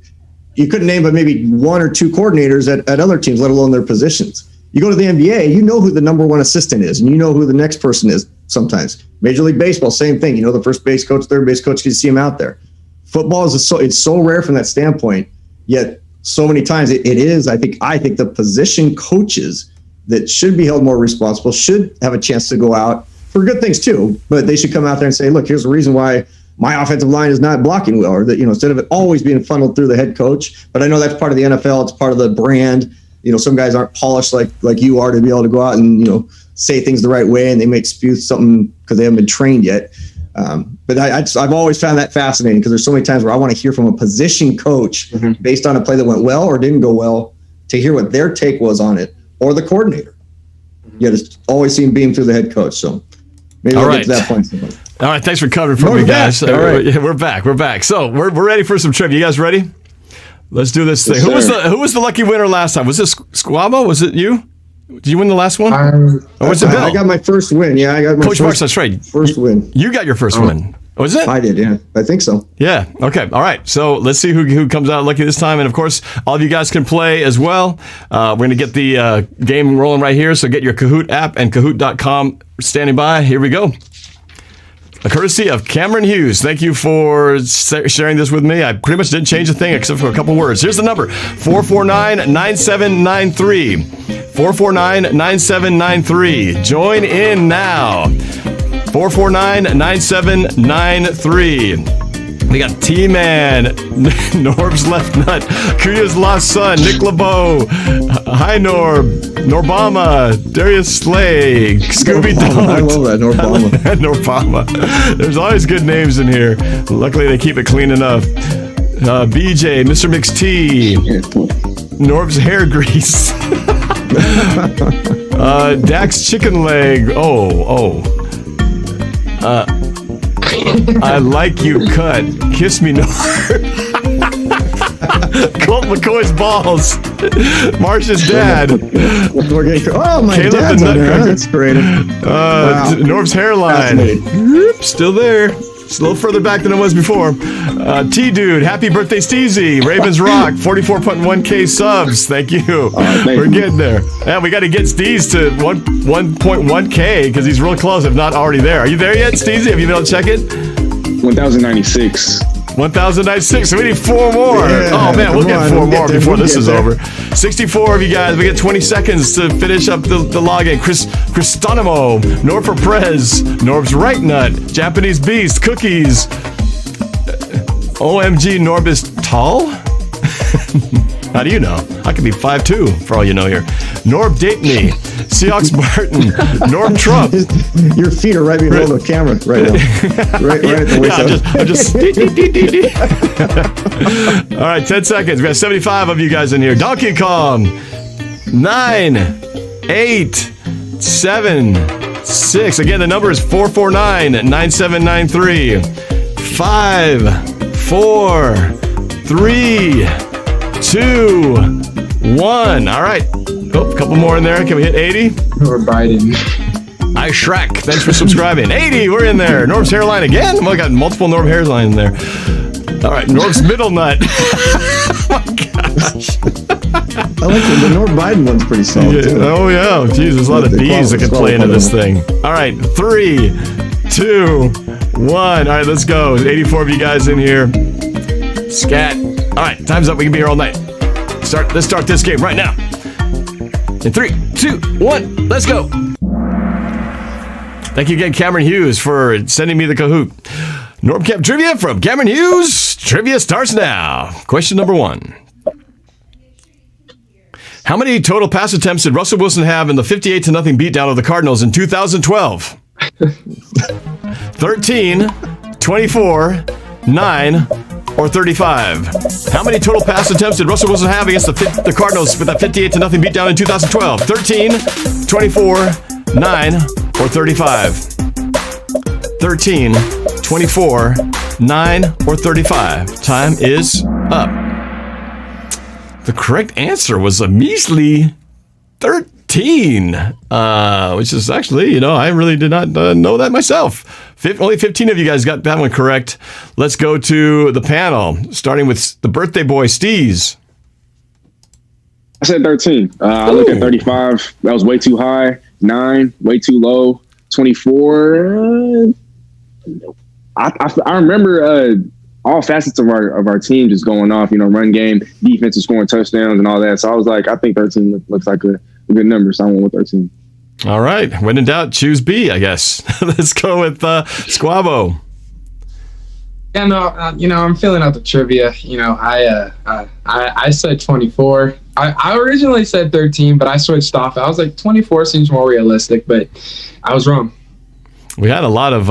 It's just funny. I don't remember most of those. I remember we had a pick six. Sherman had a pick six in that game, but I don't really remember a lot of the other ones. It's kind of a blur. But Right. yeah, I probably would have guessed that too. 13 is surprisingly low. No Brian, no Martin in this one. So Bill, what you got? Well, first, I'm stunned that Steezy got because he was 14 years old at the time that game was played. I'm only saying that because you gave away your birthday, so it's not like I'm giving away anything there. Yeah, you know what? What's crazy is I took 13, or I knew at 13 because 9, no one's ever thrown 9. And I know that during his rookie year, he had a couple of those games where he threw actually under 15 or completed under 15 passes that year. So I figured that this had to be one of those games. Okay. All right. I'm going to adjust the scoreboard a little bit here since Brian's not here. Editing on the spot. There you go. So, Martin, we'll just leave Martin in the bottom down there. So we got Bill and Steezy with 1 point, and Squabo still need to get on the board. Let's go to the scoreboard. Here we go. So we got Tyler Greaves on top, Andrew P. in second, Happy Birthday Steezy in third, Donkey Kong in fourth, and Raiders fan 60 in fifth place. Here we go. Next question. Number 2. Who was the leading receiver in that same game? Doug Baldwin, Sidney Rice, Phil Bates, or Anthony McCoy? Who was the leading receiver in that Arizona beatdown in 2012? Doug Baldwin, Sidney Rice, Phil Bates, or Anthony McCoy? Leading receiver, Baldwin, Rice, Bates, or McCoy? Time is up. Ooh, these are tricky questions. Anthony McCoy, the tight end, was the leading receiver. I remember one of those long passes that we had. That's when we were running a lot of double tight end sets. 12 of you only got this one correct. Tricky questions, Cameron Hughes. So, Steezy, it's back to you. What you got? So I took a page out of my brother's book. Noah, he's always talking about how if there's an option that's available that doesn't look like a realistic answer, then he would go with it. Or I think something along those lines. I saw Anthony McCoy, and I was like, that name sounds familiar, and I haven't heard from him in a while, but I go with him. So you got it. All right, 2 for 2 so far. Squabo, on the board? Honestly, Phil Bates would have been more surprising to me. And if I were doing that logic, I would have gone Phil Bates. I almost did go Anthony McCoy because I was thinking about how if we had that few completions, we're playing conservative, throwing to the tight ends. But I still went with Sidney Rice just because I'm getting a feel for this, how Cameron set this thing up. Yeah, this is not my trivia. So you can't apply the usual rules that you think you know me on. Don't apply. This is not my trivia at all. So, Squabo in the hole. Steezy with the 2-0 lead. What's that? No, real quick, I just wanted to say Phil Bates didn't look familiar to me. I didn't think he even played for the Hawks, so that's why his name didn't really come across. Did he play for the Hawks? I think Phil Bates played. I don't remember what year he played, if it was that year, but I feel like we did have Phil Bates on the team, but somebody could look that up. Somebody? Phil Bates, somebody, Cameron's watching, so he can answer every question. He made this thing, for crying out loud. So you can clarify questions we have. If we want to do a replay challenge, throw the challenge flag, we can go right to the source to New York. Okay, Coach Marsh, what you got? So this is one of the couple of years where we were starting to offload a bunch of players. So, half the guys on the list you barely know. I absolutely thought it was Sidney Rice because I knew that he had kind of a couple breakout games and he was going to be our superstar for at least a year, and then we got rid of him too. So I did not get that correct. Okay. The other two would get McCoy because of Colt McCoy, thinking that's what they remember. All right, so we got Steezy in the lead. Coach Marsh with 1, and Squabo still trying to get on the board. Let's go see how the YouTube scoreboard shakes out. Ooh, Tyler Greaves hanging strong in first place with Seattle Ricky in second. Noah's Bronzer in third. Noah's Bronzer. No, nobody's laughing. Nobody's laughing. Nobody's laughing. Don't even know why that's funny. NorbCam Nation, and Mehul. It gets onto the top 5. All right. Wait, no. You know what that is? Actually, I don't know what that is. It's funny, but I don't know what that is. I'm pretty sure bronzer is like a spray on tan. Oh yeah. I know what bronzer is. It is a spray. It's like spray on tan, right? Is that what they're saying that you use? They're accusing you of spray tan? I guess so.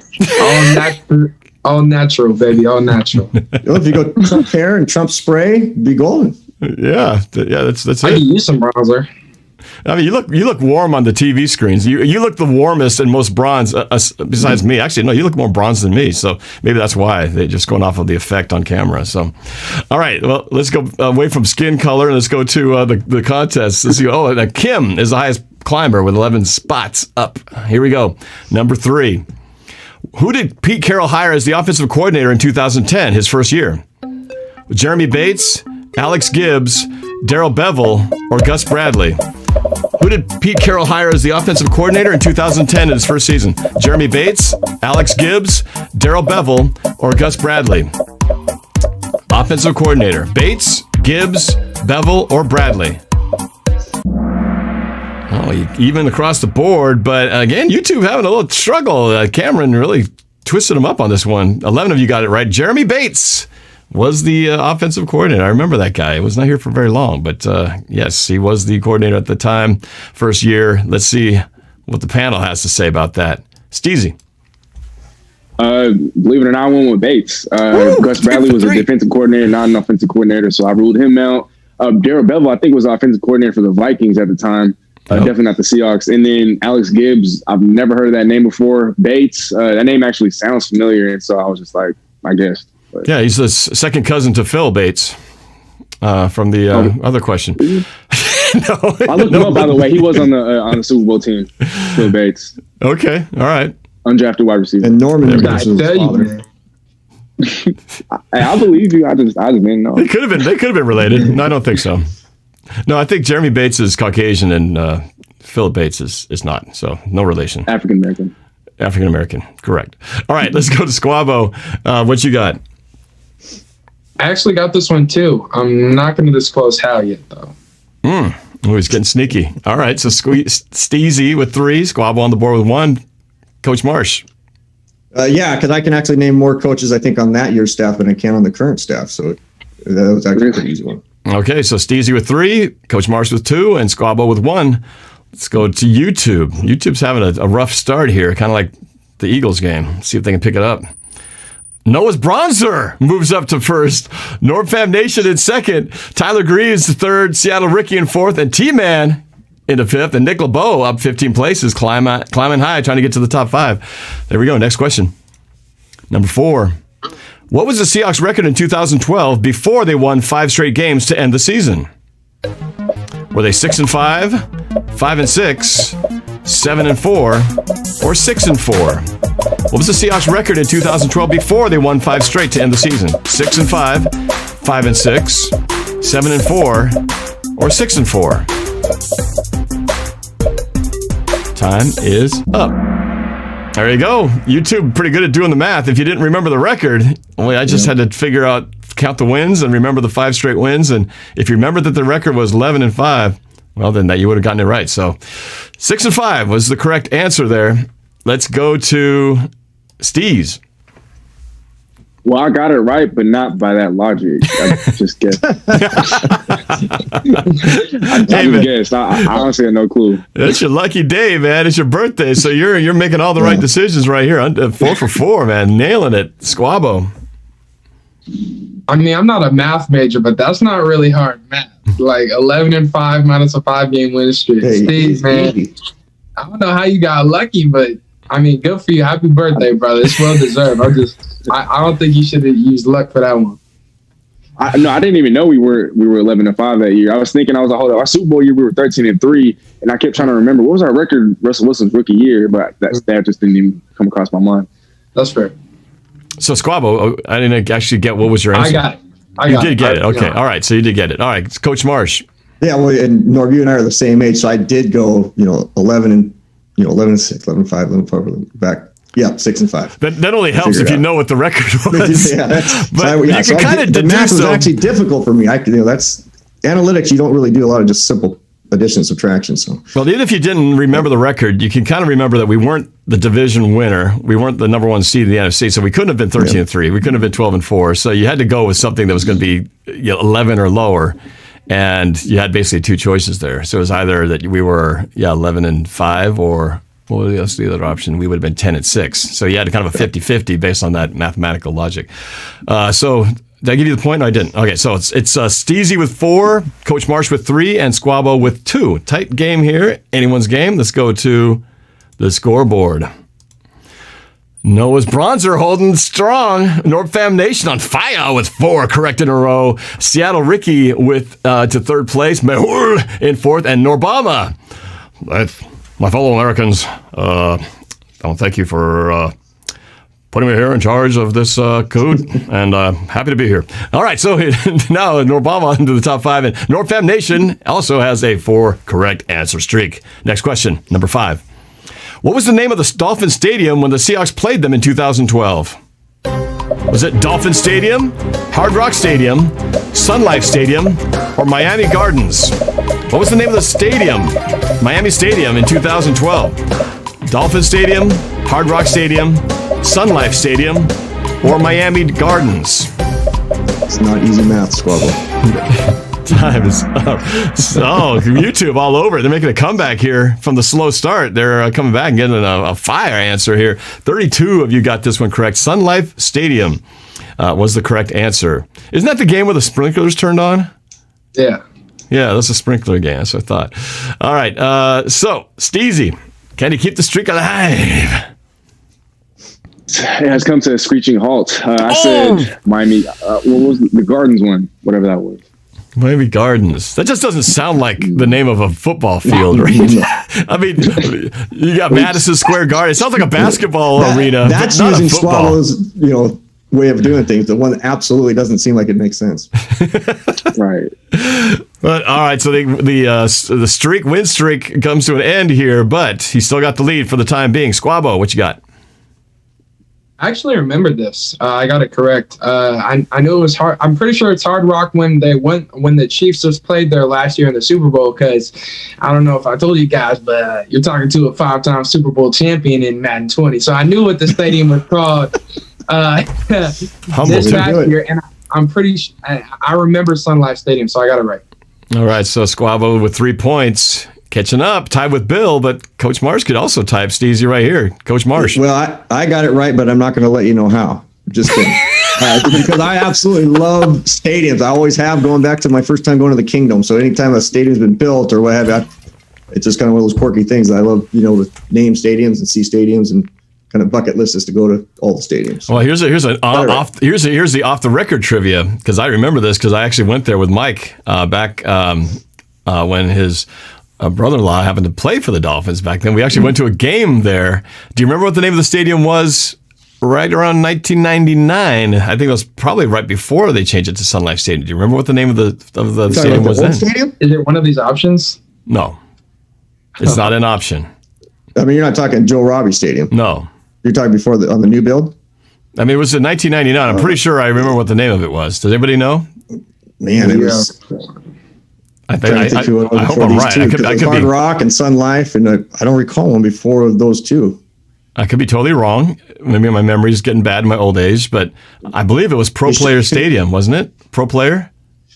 Do you guys remember that? Oh, man. As much as I love the stadiums, I'm not sure. I'd have to really check them Somebody out. check that out, because either I'm completely manufacturing this memory from nothing, but I swear it was Pro Player Stadium. Yes, Rishi, who always never misses a beat. I don't know how he's so smart at the age of like 12 or 13, but Rishi said, yes, Pro Player Stadium. I rule. Yes, that was the same year. I got to see a game in there. I think it was the Buccaneers against the Dolphins, Pro Player Stadium, and then also watched the premiere while I was down in Florida of that movie, Any Given Sunday, with Al Pacino.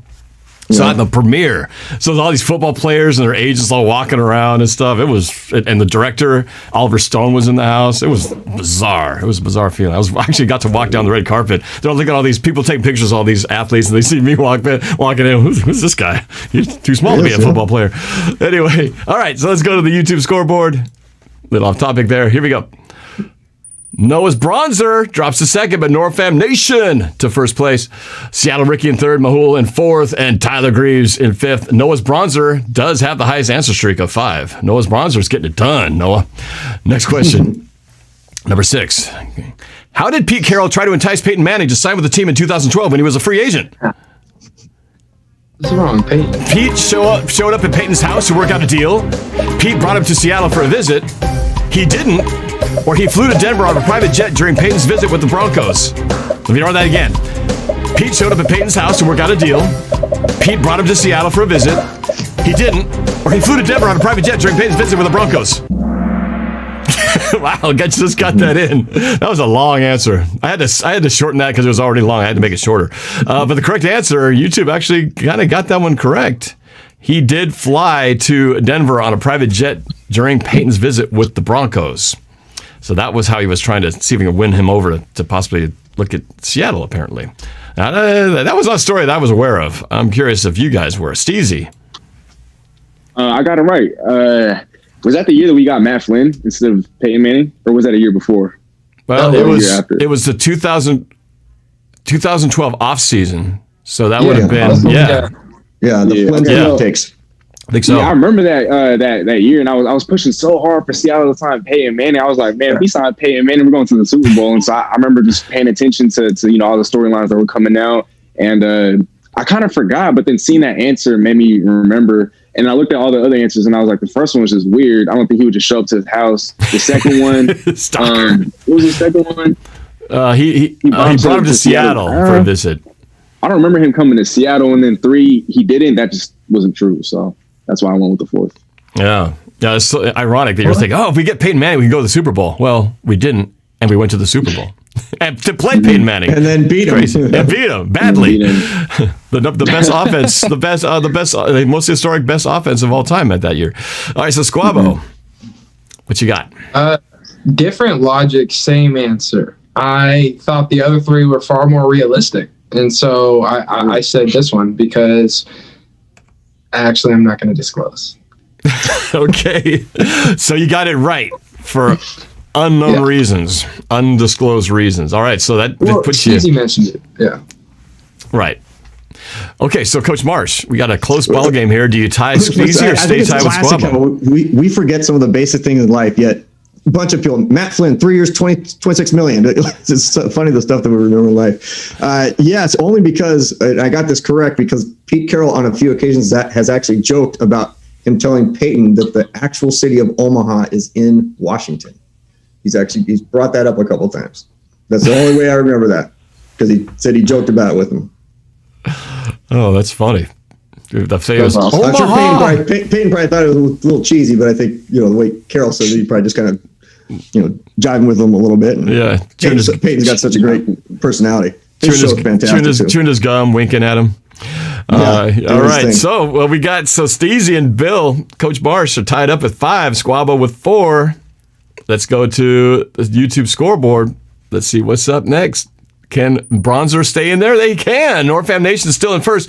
Noah's Bronzer with just a few points behind. Norbama moves up to 3rd. Clark Wiz moves up to the 4th. And Seattle Ricky to 5th. And Biden is the highest climber, up 19 places. Here we go. Past the halfway point as we approach the bend and we approach the turn. Here we go. Question number 7. Who was the Seahawks' first 7th round pick in the 2011 draft? Because they had 2. Lazarius Livingston, Malcolm Smith, Jeremy Lane, or Byron Maxwell? Who was the first 7th round pick in the 2011 draft? Lazarius Livingston, Malcolm Smith, Jeremy Lane, or Byron Maxwell? The first 7th round pick in 2011. Time is up. YouTube, some of you guys got this one correct. The correct answer was the name that I didn't really remember. Lazarius Livingston. That is not a name I remember ever hearing or saying, but maybe you guys did. Steezy, ring a bell? Yeah, I think this is where Noah's logic would have came in handy. I saw that name and obviously it didn't make any sense, but I just don't remember. Like you said, I don't remember that name ever or whatsoever, and so I went with Malcolm Smith. Yeah, I would have been with you too. I would not have picked that one. Squabo? I mean, it's Squabo's logic for a reason. I mean, I went with the name I didn't even know. So you got it. I got it right. Yeah, I just okay. I knew every other name. I was like, man, it's got to be up there for a reason. Cameron. Noah's starting to figure you out, man. He's starting to figure out the pattern. Starting to figure out the bronzer is too. Yeah, apparently so. Yeah, you and your bronzer are locked in stride, man. So let's see if Coach Marsh could take the lead right here. Yeah. So honestly, the bummer is I did not get it. But what a great football name if he could have just turned out to be something special. That'd have been a great football name to have for the last 8 years. And Lazarius on the play, but I don't even recall what position he played. So I can't say if he would have made a tackle or a great block or a great catch. I wonder when he was released from the Seahawks. Did he even get past preseason or what? But either way, we've got a 3-way tie with 5 points apiece with all you guys. Let's see how close the match is in the YouTube scoreboard. It's neck and neck. NorbFam Nation, Noah's Bronzer is not moving at all. They're right. First place Nation, Noah's Bronzer in second. Tyler Greaves up to third. Seattle Ricky at fourth. And Jolly Wildcat 54 gets into the top 5 at number 5. And Combo Breaker, 4 players just dropped their answer streak of 3. So we move closer, rounding the bend here. Number 8. Oh, it's a multi-select answer. Which of these players did not make the Pro Bowl in 2013? In other words, the 2012 season. Cam Chancellor, Max Unger, Richard Sherman, or Leon Washington? Actually, I think there's only one answer here. Cam Chancellor, Max Unger, Richard Sherman, Leon Washington. Actually, I'm not sure. Which one did not make the Pro Bowl in the 2013 Pro Bowl? That's the 2012 season. Damn, I really messed up that questioning. There were 2 answers to that. Sorry, there were 2 answers on that. There were 2 answers. So these are the 2 players that did not make it. And I apologize for the delivery of that. It's hard to get the 2 things out there. But here we go. The correct answers, which I don't normally do multi-selects. Cam Chancellor and Richard Sherman did not make the Pro Bowl in the 2012 season, the 2013 Pro Bowl. Hope you guys understood that question. It was a little tricky. So I know what he was going for. Let's see if the guys fell for it. Steezy? I said Richard Sherman because I remember that year he was an All-Pro, but then I remember he was going on a rant about not being voted to the Pro Bowl, and so, yeah. So you went with 1. All right, so I will give you the 1 point for the correct answer. I guess if any of you guys pick 2, I will give you 2. So Steezy gets 1, so he's got the lead with 6 points. Squabo? See, I was thinking back. I remember Max Unger made it. I was 99% sure that Washington made it, but then I second-guessed myself because Richard Sherman was on the list. And you told me it was a multi-select. And so I ended up saying Leon wasn't. I said Richard went to the Pro Bowl, and I said Cam did not. So I got 1 point. All right, we'll accept that. So tied up 6 Cam apiece. didn't go to the Pro Bowl? That's weird. I know. It's crazy. So when you look back in retrospect, some things just make no sense. Coach Marsh.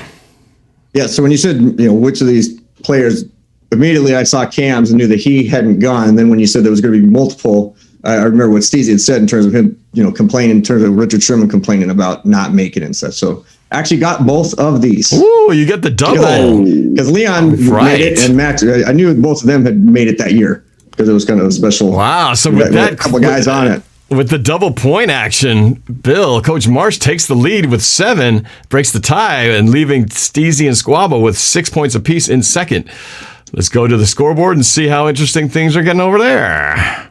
NorbFam Nation still on top with Noah's Bronzer in second, Tyler Greaves in third. Noah, you're going to have to go get some bronzer after this, man, just so you can fulfill the destiny of that name. Scooby Don't gets to 4th place, and Seattle Ricky in 5th. Up 12 places, Mr. Mix T is the highest climber.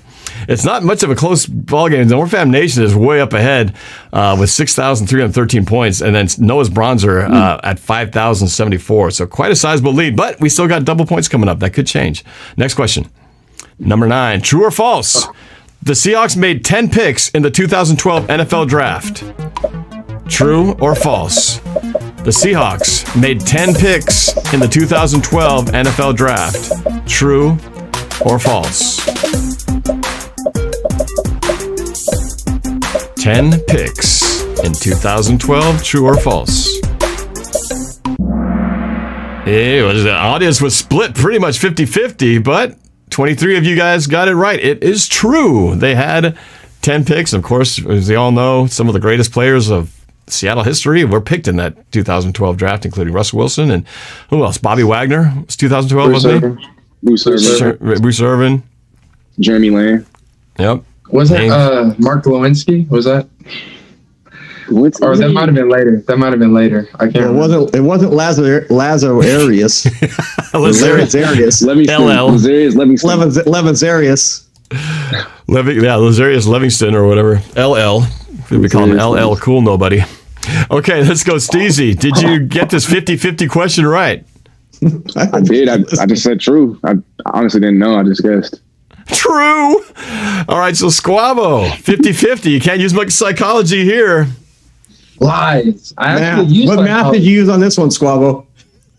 Oh, actually, I got some psychology for you on this one. I got this one right. The reason that I said true, man, I'm about to reveal myself, man, but just let it out. Let it go.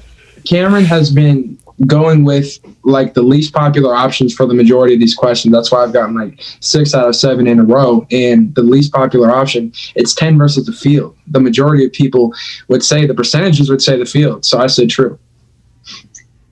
Okay. And who's to argue with the guy who's got 6 in a row? It's true. So, Coach Marsh, we got 7-7-7. Can you break the tie once again? Yeah, I based it on my sophomore English teacher in high school telling me that 75% of all quizzes that have true or false will be true. So that's really okay. Well, that's another numbers game to apply in these true false situations. All right, good to know. 75%. Analytics. Pretty good odds there.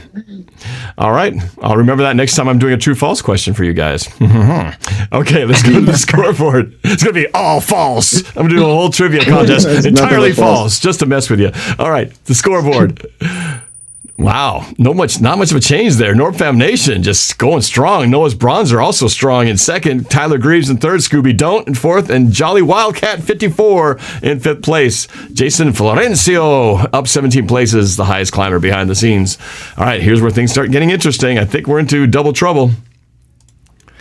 Here we go. Double points.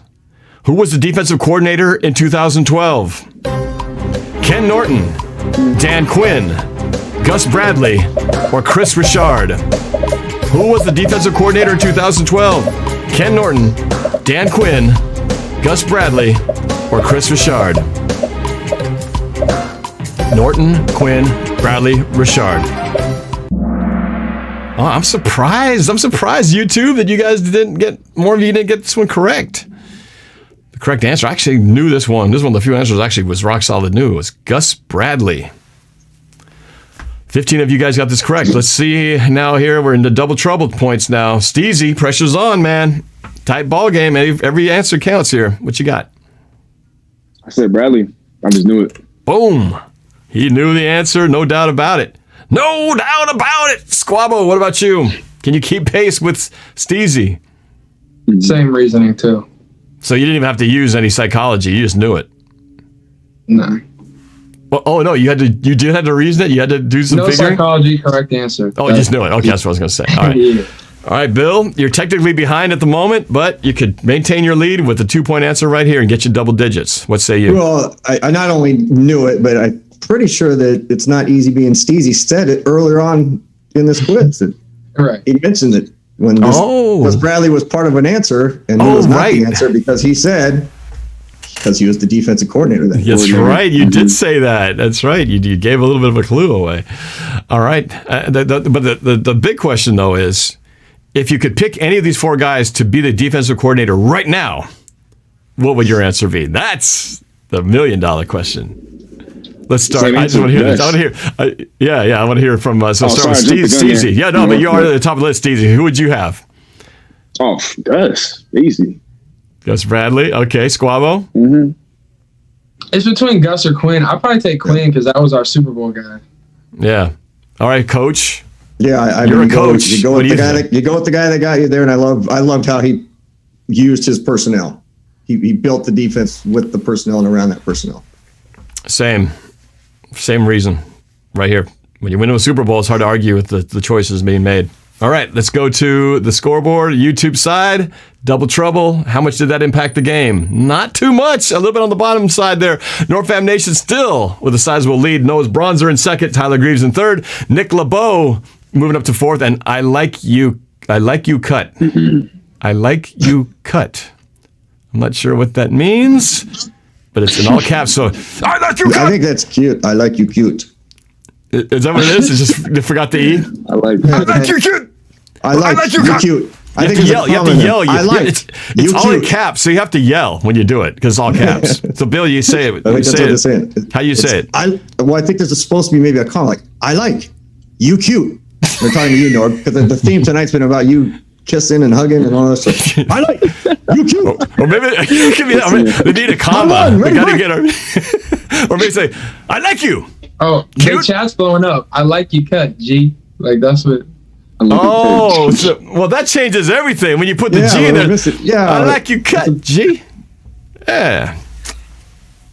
That's what I'm talking about. Okay. I think we're talking to Squabo.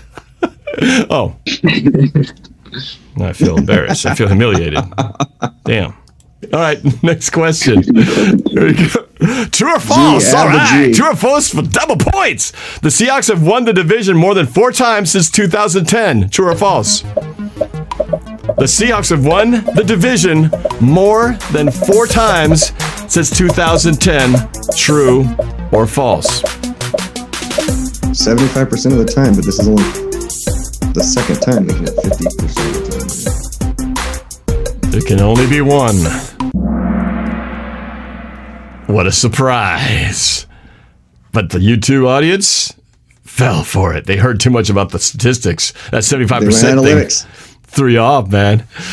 So 26 of the YouTube fell for it, probably thought, I have no idea. Let's just play the 75% game. And they were wrong. False was the correct answer. 18 of you got it right. 26 of you got it wrong. But let's find out from the panel. Steez, 50-50. I said false. Nice. Did you know it or just guess? I had a pretty good feeling just because I started looking back at some of our seasons. 2010, we won the division. 2011, we didn't. 2012, no, we didn't. 2013, we did. 2014, we did. So that's 3. And I just remember that we made a whole lot of appearances on Wildcard Weekend. And so I was just like, you know what? If we're on Wildcard Weekend, that many times, then that means we didn't win our division. So. All right. Actually, no, that logic actually doesn't make sense. Well, I said false, so I don't know. The answer's right. I love when you have this. I love how you get the right answer, you explain it, and then you realize the whole explanation was completely flawed. It's really a way to build great trust with your audience. It doesn't matter. A win's a win. Squabo. Yeah, I'm not going to go through a name every single year. I was trying to in those 15 seconds, but I could not think that quickly. And honestly, I was ballparking. I think we've won it 4 times, and I thought 4 sounded about right. And I said false as well. I said I don't think it's more than 4 because we've had a lot. Arizona's won, San Fran, and the Rams. Like, we have the best division in football, so I said false. And we had that 1 year where we didn't make the playoffs in 2017. So yeah. Okay, all right. So we got a tie game, 11-11 for Steezy and Squabo. Coach Marsh, you're behind at the moment, but did you get this right? Just take the lead. Well, I couldn't go against my sophomore English teacher, so I thought it was 5 because I knew we'd won either 3 in a row or 3 out of 4 years, and I knew in 2010 we'd won it. Uh-oh. But I was trying to think in the last few seconds. Did we get 18, 19? So I thought we had 5. Oh, no. So you lost the lead. So 10 points for Bill, 11 for Steezy and Squabo with 1 question remaining. It can go any which way right now. So let's check out the YouTube scoreboard before you hit this final question. As usual, NorbCam Nation still solid. Noah's Bronzer in 2nd. Tyler Greaves in 3rd. I like your cut, G is in 4th. And Scooby Don't in 5th. Legion of Room is the highest climber. Legion of Room. Legion of Room is the highest climber. Here we go. Final question for all the marbles. Here we go. Question number 12. Double points. Where did the Seahawks defense rank in the NFL in yards per carry allowed in 2012? 16th, 4th, 23rd, or 1st? Where did the Seahawks defense rank in the NFL in yards per carry allowed in 2012? 16th, 4th, 23rd, or 1st? 16th, 4th, 23rd, or 1st? Time is up! Oh, and YouTube did not deliver too well on this one. Only 7 of you got this correct. The correct answer was 23rd. 23rd. Now, let's go to the YouTube score, or to the panel. Steezy for the lead. I was way off. I said 4th because I was thinking like, our defense was elite, and I just remember back then nobody could run against us, and so I was just like, let me go 4. But I was way off. I was surprised myself. Okay, so you missed that one, Squabo. I feel like the Seahawks on second down in Super Bowl 49 because I went away from the game plan, man. I was thinking it would be one of the least expected options. So I went away from 1st and 4th and said 16. Oh, so with the misses by Steezy and Squabo, it opens up the chance to win the game outright with a 2-point score right here. Coach Marsh to break the tie and win the game. Well, I knew we weren't in the top 5. So it came down to, 16th or 23rd, but like a 4th down conversion last week, I failed to convert, and I went with 16th. Oh, no! So Coach Marsh misses the chance for a scoring opportunity, but now we got a tie between Steezy and Squab, but I'm not sure. No. Happy birthday, Steve. That's all. Yeah. That's true. It is his birthday. Subscriptions, man. It's the birthday. So Squabo is giving it to Steezy. Wait, no, real quick. I'm sorry. Yeah. Hey, my brother, thank you. I really appreciate that. But let's duke it out. It feels like a field goal down at the 5-yard line, doesn't it? Like it just doesn't feel like a real win. We got to treat this like overtime, right? Exactly. We got to, coach. You know what I mean? It doesn't feel like a real win. You got to win. I want to earn it. If I'm gonna get a dub, I want to earn it. Either score the touchdown or get off the field. Okay, well, you can earn it. I got a coin right here. We could flip it. Okay, not like that. Hey, Steve just how many Super Bowls? Wow. How many Super Bowls were determined by this? Huh? How many NFC Championship games were determined, or AFC Championships were determined by this? Let's do the one. It's on your favor. What's that? All right. It's in your favor, Steve. Don't worry. So you want to do it? And since you're the birthday boy, you get to choose. Mm-hmm. No. Let's do it. We're gonna do the coin flip. You get the credit. Okay. Wait, hold on. Before you do it, Coach Marsh, since you're my English teacher told me this and that. Did your English teacher tell you anything about which coin side to choose in a coin flip? I serious thing. I actually always told our kids to pick heads if it's a quarter, tails if it's anything else, because the balance and all this other stuff. I don't know where it all came from, but absolutely heads is going to win most of the time with a quarter. So I forget what you said it was. If it's not a quarter, then I'm going. Was that a quarter, Norm? I told our players though, always go heads. It is a quarter. Right? That's a quarter. Oh, that's a dime? Quarter. Oh, that's a quarter. Okay. So you were given the intel. You have the analytics. But if we lose the toss, we're going to defend the scoreboard end. So we're going to win We're going to win this toss either way. Okay. So knowing all that, but in the NFC Championship game against the Packers, who was our backup quarterback at the time? It was Gino. Oh no, Tavares, Jackson. rest in peace. Tavares Jackson called tails, and we got the ball and won the game in overtime. And the Packers never touched the ball. Well, just throw that in there. Steezy, I want the infamous. We want the ball, and we're going to score. Okay. Well, that's going to be it because this is the score. All right. So I'm going to flip it. All right. Call it in the air. Ready? 1, Tails. 2, 3. Let's see if luck is really on my side. Well, yeah, you're gonna. Oh, see, I don't know if he's gonna flip it on his wrist. Can you see it? No, pull it back. You got to pull it back a little bit. It was heads. It was heads. Oh, It was heads.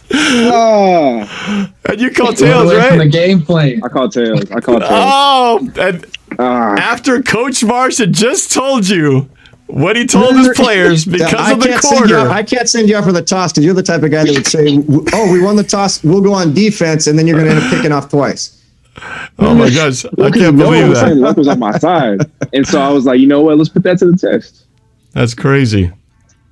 Wow. Well, I guess by this very scientific play of the game, we have to give Squabo. Let's just do a single point just to make it look closer. So, By that, Squabo. Good battle. But the loss of the flip of the coin, Squabo wins 12 points. Steezy in second with 11, and Bill at 10.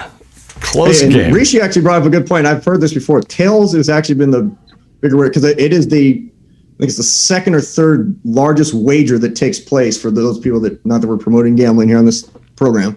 Other than the over-under and the actual spread, the coin toss is the biggest prop bet that takes place, and tails has been more than heads in the history of the Super Bowl. So, Rishi, good call on that one. I'd heard that as well. All right. In case that comes up in trivia. Okay. Well, let's see the final score, YouTube scoreboard here, and wrap it up. On the podium, in third place, with 9 out of 12, is Noah's Bronzer. Uh-oh. That means in second place, I Like You Cut. I Like You Cut G. And in first place, NorbCam Nation. All right, so there we go. I Like You Cut. Got to squeeze in ahead of Noah's Bronzer, but NorbCam Nation, congratulations on the win. Go ahead and take a screenshot of that winning screen right there and email it to me at norb@norbcam.com. And that way we can verify. Just where is it? norb@norbcam.com. Right there, right down the bottom of the screen. Very good job. That was an impressive win. Close game over here, but impressive win online. So, all right, NorbCam Nation, congratulations. Who was that? Who was that in the chat? Oh, it's Rishi. It was Rishi who was bringing up stats on different guys that we had no idea about. So there we go. Congratulations, man. That was good. Rishi, no stranger to the contest. All right. Well, that was a lot of fun, you guys. I guess this is the point where we wrap things up. I want to give our guests a chance to promote their stuff. So let's start with the birthday boy. Start with Steezy. Well, I just want to say thank you guys for the warm wishes, and to everybody that said happy birthday in the chat. That really means a lot to me. Thank you so much. Let's get Noah to 600. 13. That's the magic number. He's at 587. So if you guys are listening, you guys are still tuned in. Let's get my man to 600. We just dropped a video. If you haven't seen that already, please be sure to check that out. I'm gonna try to check it out later tonight, if not tomorrow. And once again, Norb, it's always a pleasure being out here getting to talk football with you guys. Sometimes I feel like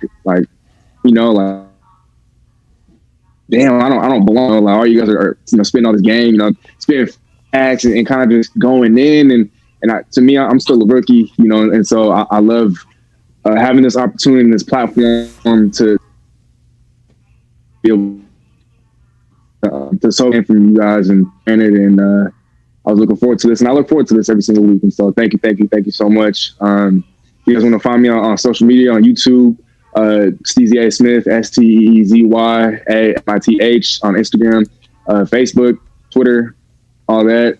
What can I say? I'm just super blessed by the best, but thank you. All right, and hit up his YouTube channel. He's at 1.09K subscribers. Get to the 1.1. We just need a couple more to do it, so hit it up. Let's go. Just 4 more. Yeah, 4 more. Let's do it. Come on. We just got it. Oh, you did? There you go. There it is. 1.1. You got it. 1.1. Good job. Woo. There you go. Thank you. On your birthday, man. Very cool, man. Happy birthday. All right. Well, let's go to Squabo next. Maybe we get to throw some good luck charms your way. But Squabo, tell them about what you got going on. Please do. Hey, man, if I won anything, go subscribe to my channel at Steezy A. Smith on YouTube. I just uploaded multiple videos this past week, including why Matt Ryan will bounce back in fantasy. And that was before his 63-point, or what was it, 43-point game for the Atlanta Falcons early on in the week, while the Seattle Seahawks are still Super Bowl contenders. Go check me out on YouTube at Steezy A. Smith. And just so you know, I love you, bro. Thank you.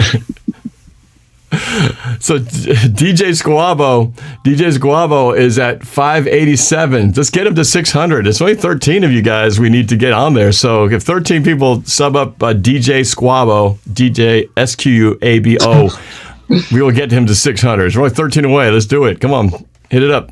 Are you monitoring it? You go check it out. Come on, y'all. There's still about 100. While I talk to Coach Bill for his sign off, let's keep an eye on that. Let's get 13 more people in there. Get him to 600. All right. So Coach Marsh, last but certainly not least. Yeah, you want so to tell?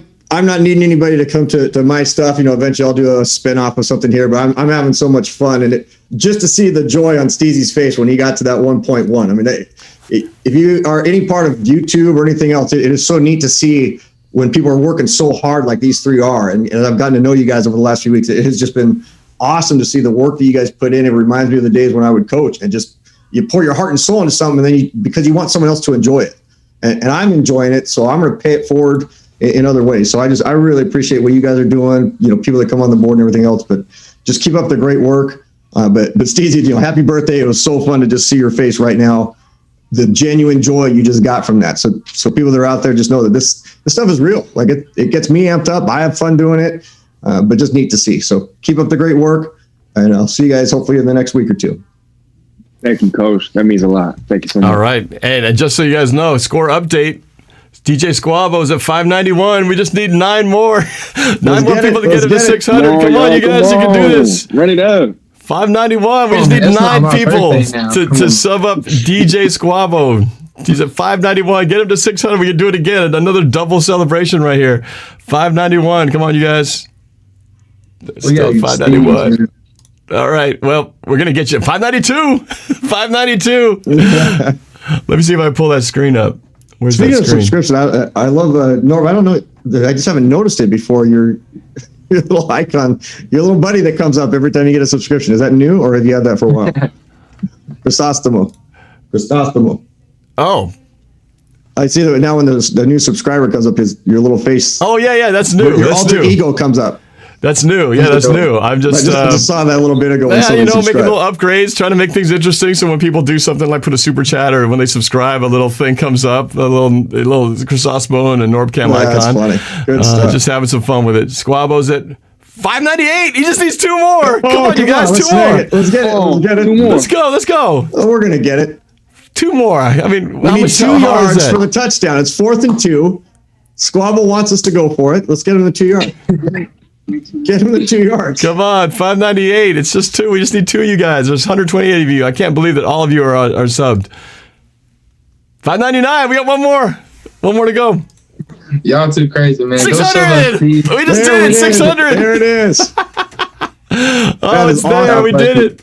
Congratulations, you guys. So we got 1.1K to Steezy on his birthday. And Squabo hit 600 right here on the show within like 2 minutes of each other. That's awesome. Well, thank you guys. Thank you. Isn't that crazy though? Like a couple weeks ago, it was coming up to Steezy's birthday, and we was like, let's get Steezy to a K, and let's get me to 500. And then now, like, what is it? A couple weeks later, we're already up another 100. So greatly appreciate it, man. And go hit up Steez. Go message him on social media, man. Let him know how much you love him, how much you appreciate his content. He said he feel like the rookie around here, man. He the rookie and the vet then, because he be talking his game, he be talking his trash. So go show him some love before anybody else. And I gotta say, Norb, I mean, I know we're talking about these two, but you're the man. I mean, you're the guy that's putting this on right now, and I mean, just the stuff you've done for me the last few weeks, it's been awesome. But even the emails and the texts on some things I can do to update and upgrade and all those type of things. I mean, Norb as long as I've known you, you've been one of the hardest working guys I've ever known. So I'm not sure what the exact number you're trying to get to is yet, but whatever it is, man, let's get Norb up there. I mean, let's get him well known. I'm at 44.1, so it's 44,100 and change. So let's go. Let's get 6,000 right here. Yeah. No, okay, maybe not tonight. Your goal is to get 50K by the goal is to get 50K. Right? So let's get him there, guys. One at a time. But yeah, if you guys haven't subbed me up, do me a favor, and I'd appreciate it as well. I actually do have a big announcement that I will make tomorrow, but it's going to be a huge thing that is going to be a whole different thing I've never done on my channel before, and I'm going to announce it tomorrow. So big announcement coming. Hopefully tomorrow I'll make that announcement. It's been something in the works for a long time, so can't wait to tell you about it. The theme tonight. I mean, Squabble didn't want to give away anything. Steezy didn't tell us his correct age. And then I will give a hint, though. I will give a hint. I'm not keeping secrets. Everybody on defense tonight. I will give a hint, though. One of the guys who won the NorbFam Nation. That's a big key as to what's coming up tomorrow. So it's a big clue. NorbFam Nation. You'll hear about that tomorrow. Real quick, I want to tag along to what Coach Marsh said. I've rang the praises about Steezy. I can't do that enough. I'm going to talk to him later tonight. We're going to have a real nice long phone call later on. Have a good conversation. But Nor, real quick, I know I've told you guys before, but I wouldn't be able to do my show on YouTube if it weren't for this man's right here. And he is still like so hungry and so motivated and so willing to help. He's about to spend God knows how long tomorrow. We're going to sit down and try and help evolve my technology and evolve my side of things, because he has the charity and the heart to help a brother out, knowing that I'm just trying to work hard, trying to get like him. So just the heart of this man. And when talking about Coach Marsh, I was talking to Norb the other day. We was on the phone. We were talking about how much we love you, Coach Marsh. We were talking about how much like you're a great addition to the show and you're brilliant. And Norb was talking about how you're so brilliant, you're so awesome, and he would do this even if you weren't, because he loves you so much. But because you're able to bring so much, that's who the guy is. It's like the same Norb. You're so incredible and all that stuff, and he would have done it anyways, and that's what kind of person Norb is, like you said. So just credit to Norb, credit to Coach Marsh, and obviously credit to Steve. Yeah, I mean, it's a love fest here right now, Norb, but you do. It's the holiday season, man. So I mean, why not? People don't hear in this world how great they are. Like we're afraid to tell people like we love you, we care about you, you're special, you do great things, and then we're also afraid to say, hey, I did something special, I'm proud of something. Like I know you're proud of what you do, but you do so much for so many other people that, again, to hear that you're doing stuff with Squabble and then with Steezy, and you spent a bunch of time with me the last week. I mean, it's amazing. And you're running a family and you're doing your other work as well. I mean, it's awesome. It is truly awesome, and it's got to feel so great when someone says, "I want to be like you," because I remember that as a coach when a player would come in and say, "Coach, I just want to be like you," and I said, "No, I don't want a 2.0. You got to be your own person." But inside, it feels great, right? So to hear Squabble say that about you, man, I mean, that is mentorship, such a great thing, and pay it forward, such a great thing. But just keep up the great stuff, you guys, and those of you that are following, let people know about what Norb and these guys are doing. But look at a bunch of Norb stuff. He does a lot of great things on all the videos from the past and everything else. If you're just joining him, go back a few years. I mean, he's got some funny stuff on there that'll entertain you. Well, you guys are great. I appreciate all the comments, but it's a mutual respect thing. I mean, I love having you guys on here, and that goes for Seahawks Martin, who's in the chat saying this is making me emotional. But Brian Abker, again, having him on here, he was a guy I used to listen to on the radio all the time, and then to have him now, being part of my show is it's weird when I think about it, but it's great because you guys all bring something special, and so I love looking forward to this every week. That's why when we were having all those technical problems at the beginning, I was just like, this can't happen tonight. So I'm glad we were able to pull it off and make it happen. But yeah, no, this is exciting. It's a fun ride to go on together, and glad to have you guys on the ride, and especially all you guys who are watching, because I know there's a lot of repeat viewers here, the moderators and people who are just always here in the super chat, just chatting it up and just watching. Appreciate you guys staying here, supporting these guys, and of course supporting me. It means a lot. So I feel like we're all going on this journey together because they all know us from when we started at a certain point, and to see us grow, I feel like it's kind of fun to share and all that. So it's been a great ride, and I feel like we just got it's a long journey. It's a marathon, so we're just gonna keep going, keep aiming for the next thing. But just like the Seahawks, man, one game at a time, and let's just keep shooting for that next goal, and we'll get there. So I do have to plug that we're plugging a lot of things here, but I didn't mention the Discord. We also have the Discord that we are excited about. Check it out. The link is in the description. But join it. It's an awesome community where even when we're not on video, there's a lot of people in there you can chat with, get into conversations. It's really cool. Really cool. Yeah, contests. And I'm going to be doing a giveaway once we hit 2,000 members. I'm going to give away an autographed NorbCam football. So can't wait to hit that point. But it's growing fast, and it's a fun group run by some really talented young guys who are just middle schoolers, amazingly, and they're making this thing run like a efficient machine, a well-oiled machine. So check that out and join that if you haven't done it yet either. So that's it. So thank you guys. Thank you to always every week my guests, to you guys who are super chatting it up, and let's do this. Seahawks Sunday, Giants. One play at a time. One play at a time. But yeah, check out all the videos. Got more videos coming out this week. And again, I'm doing my Madden thing tomorrow, and then the more videos, and then the announcement tomorrow. The game reaction on Sunday. Whew, life is busy. Life is fun. Life is good. But enjoy your guys' holidays. All right, stay safe. Have a great time. Enjoy your friends and your family, but do it safely, and so we can live and survive all this, so we can have more fun days ahead. All right. So with that, we'll sign off. Take care, you guys. Good night. And go Hawks.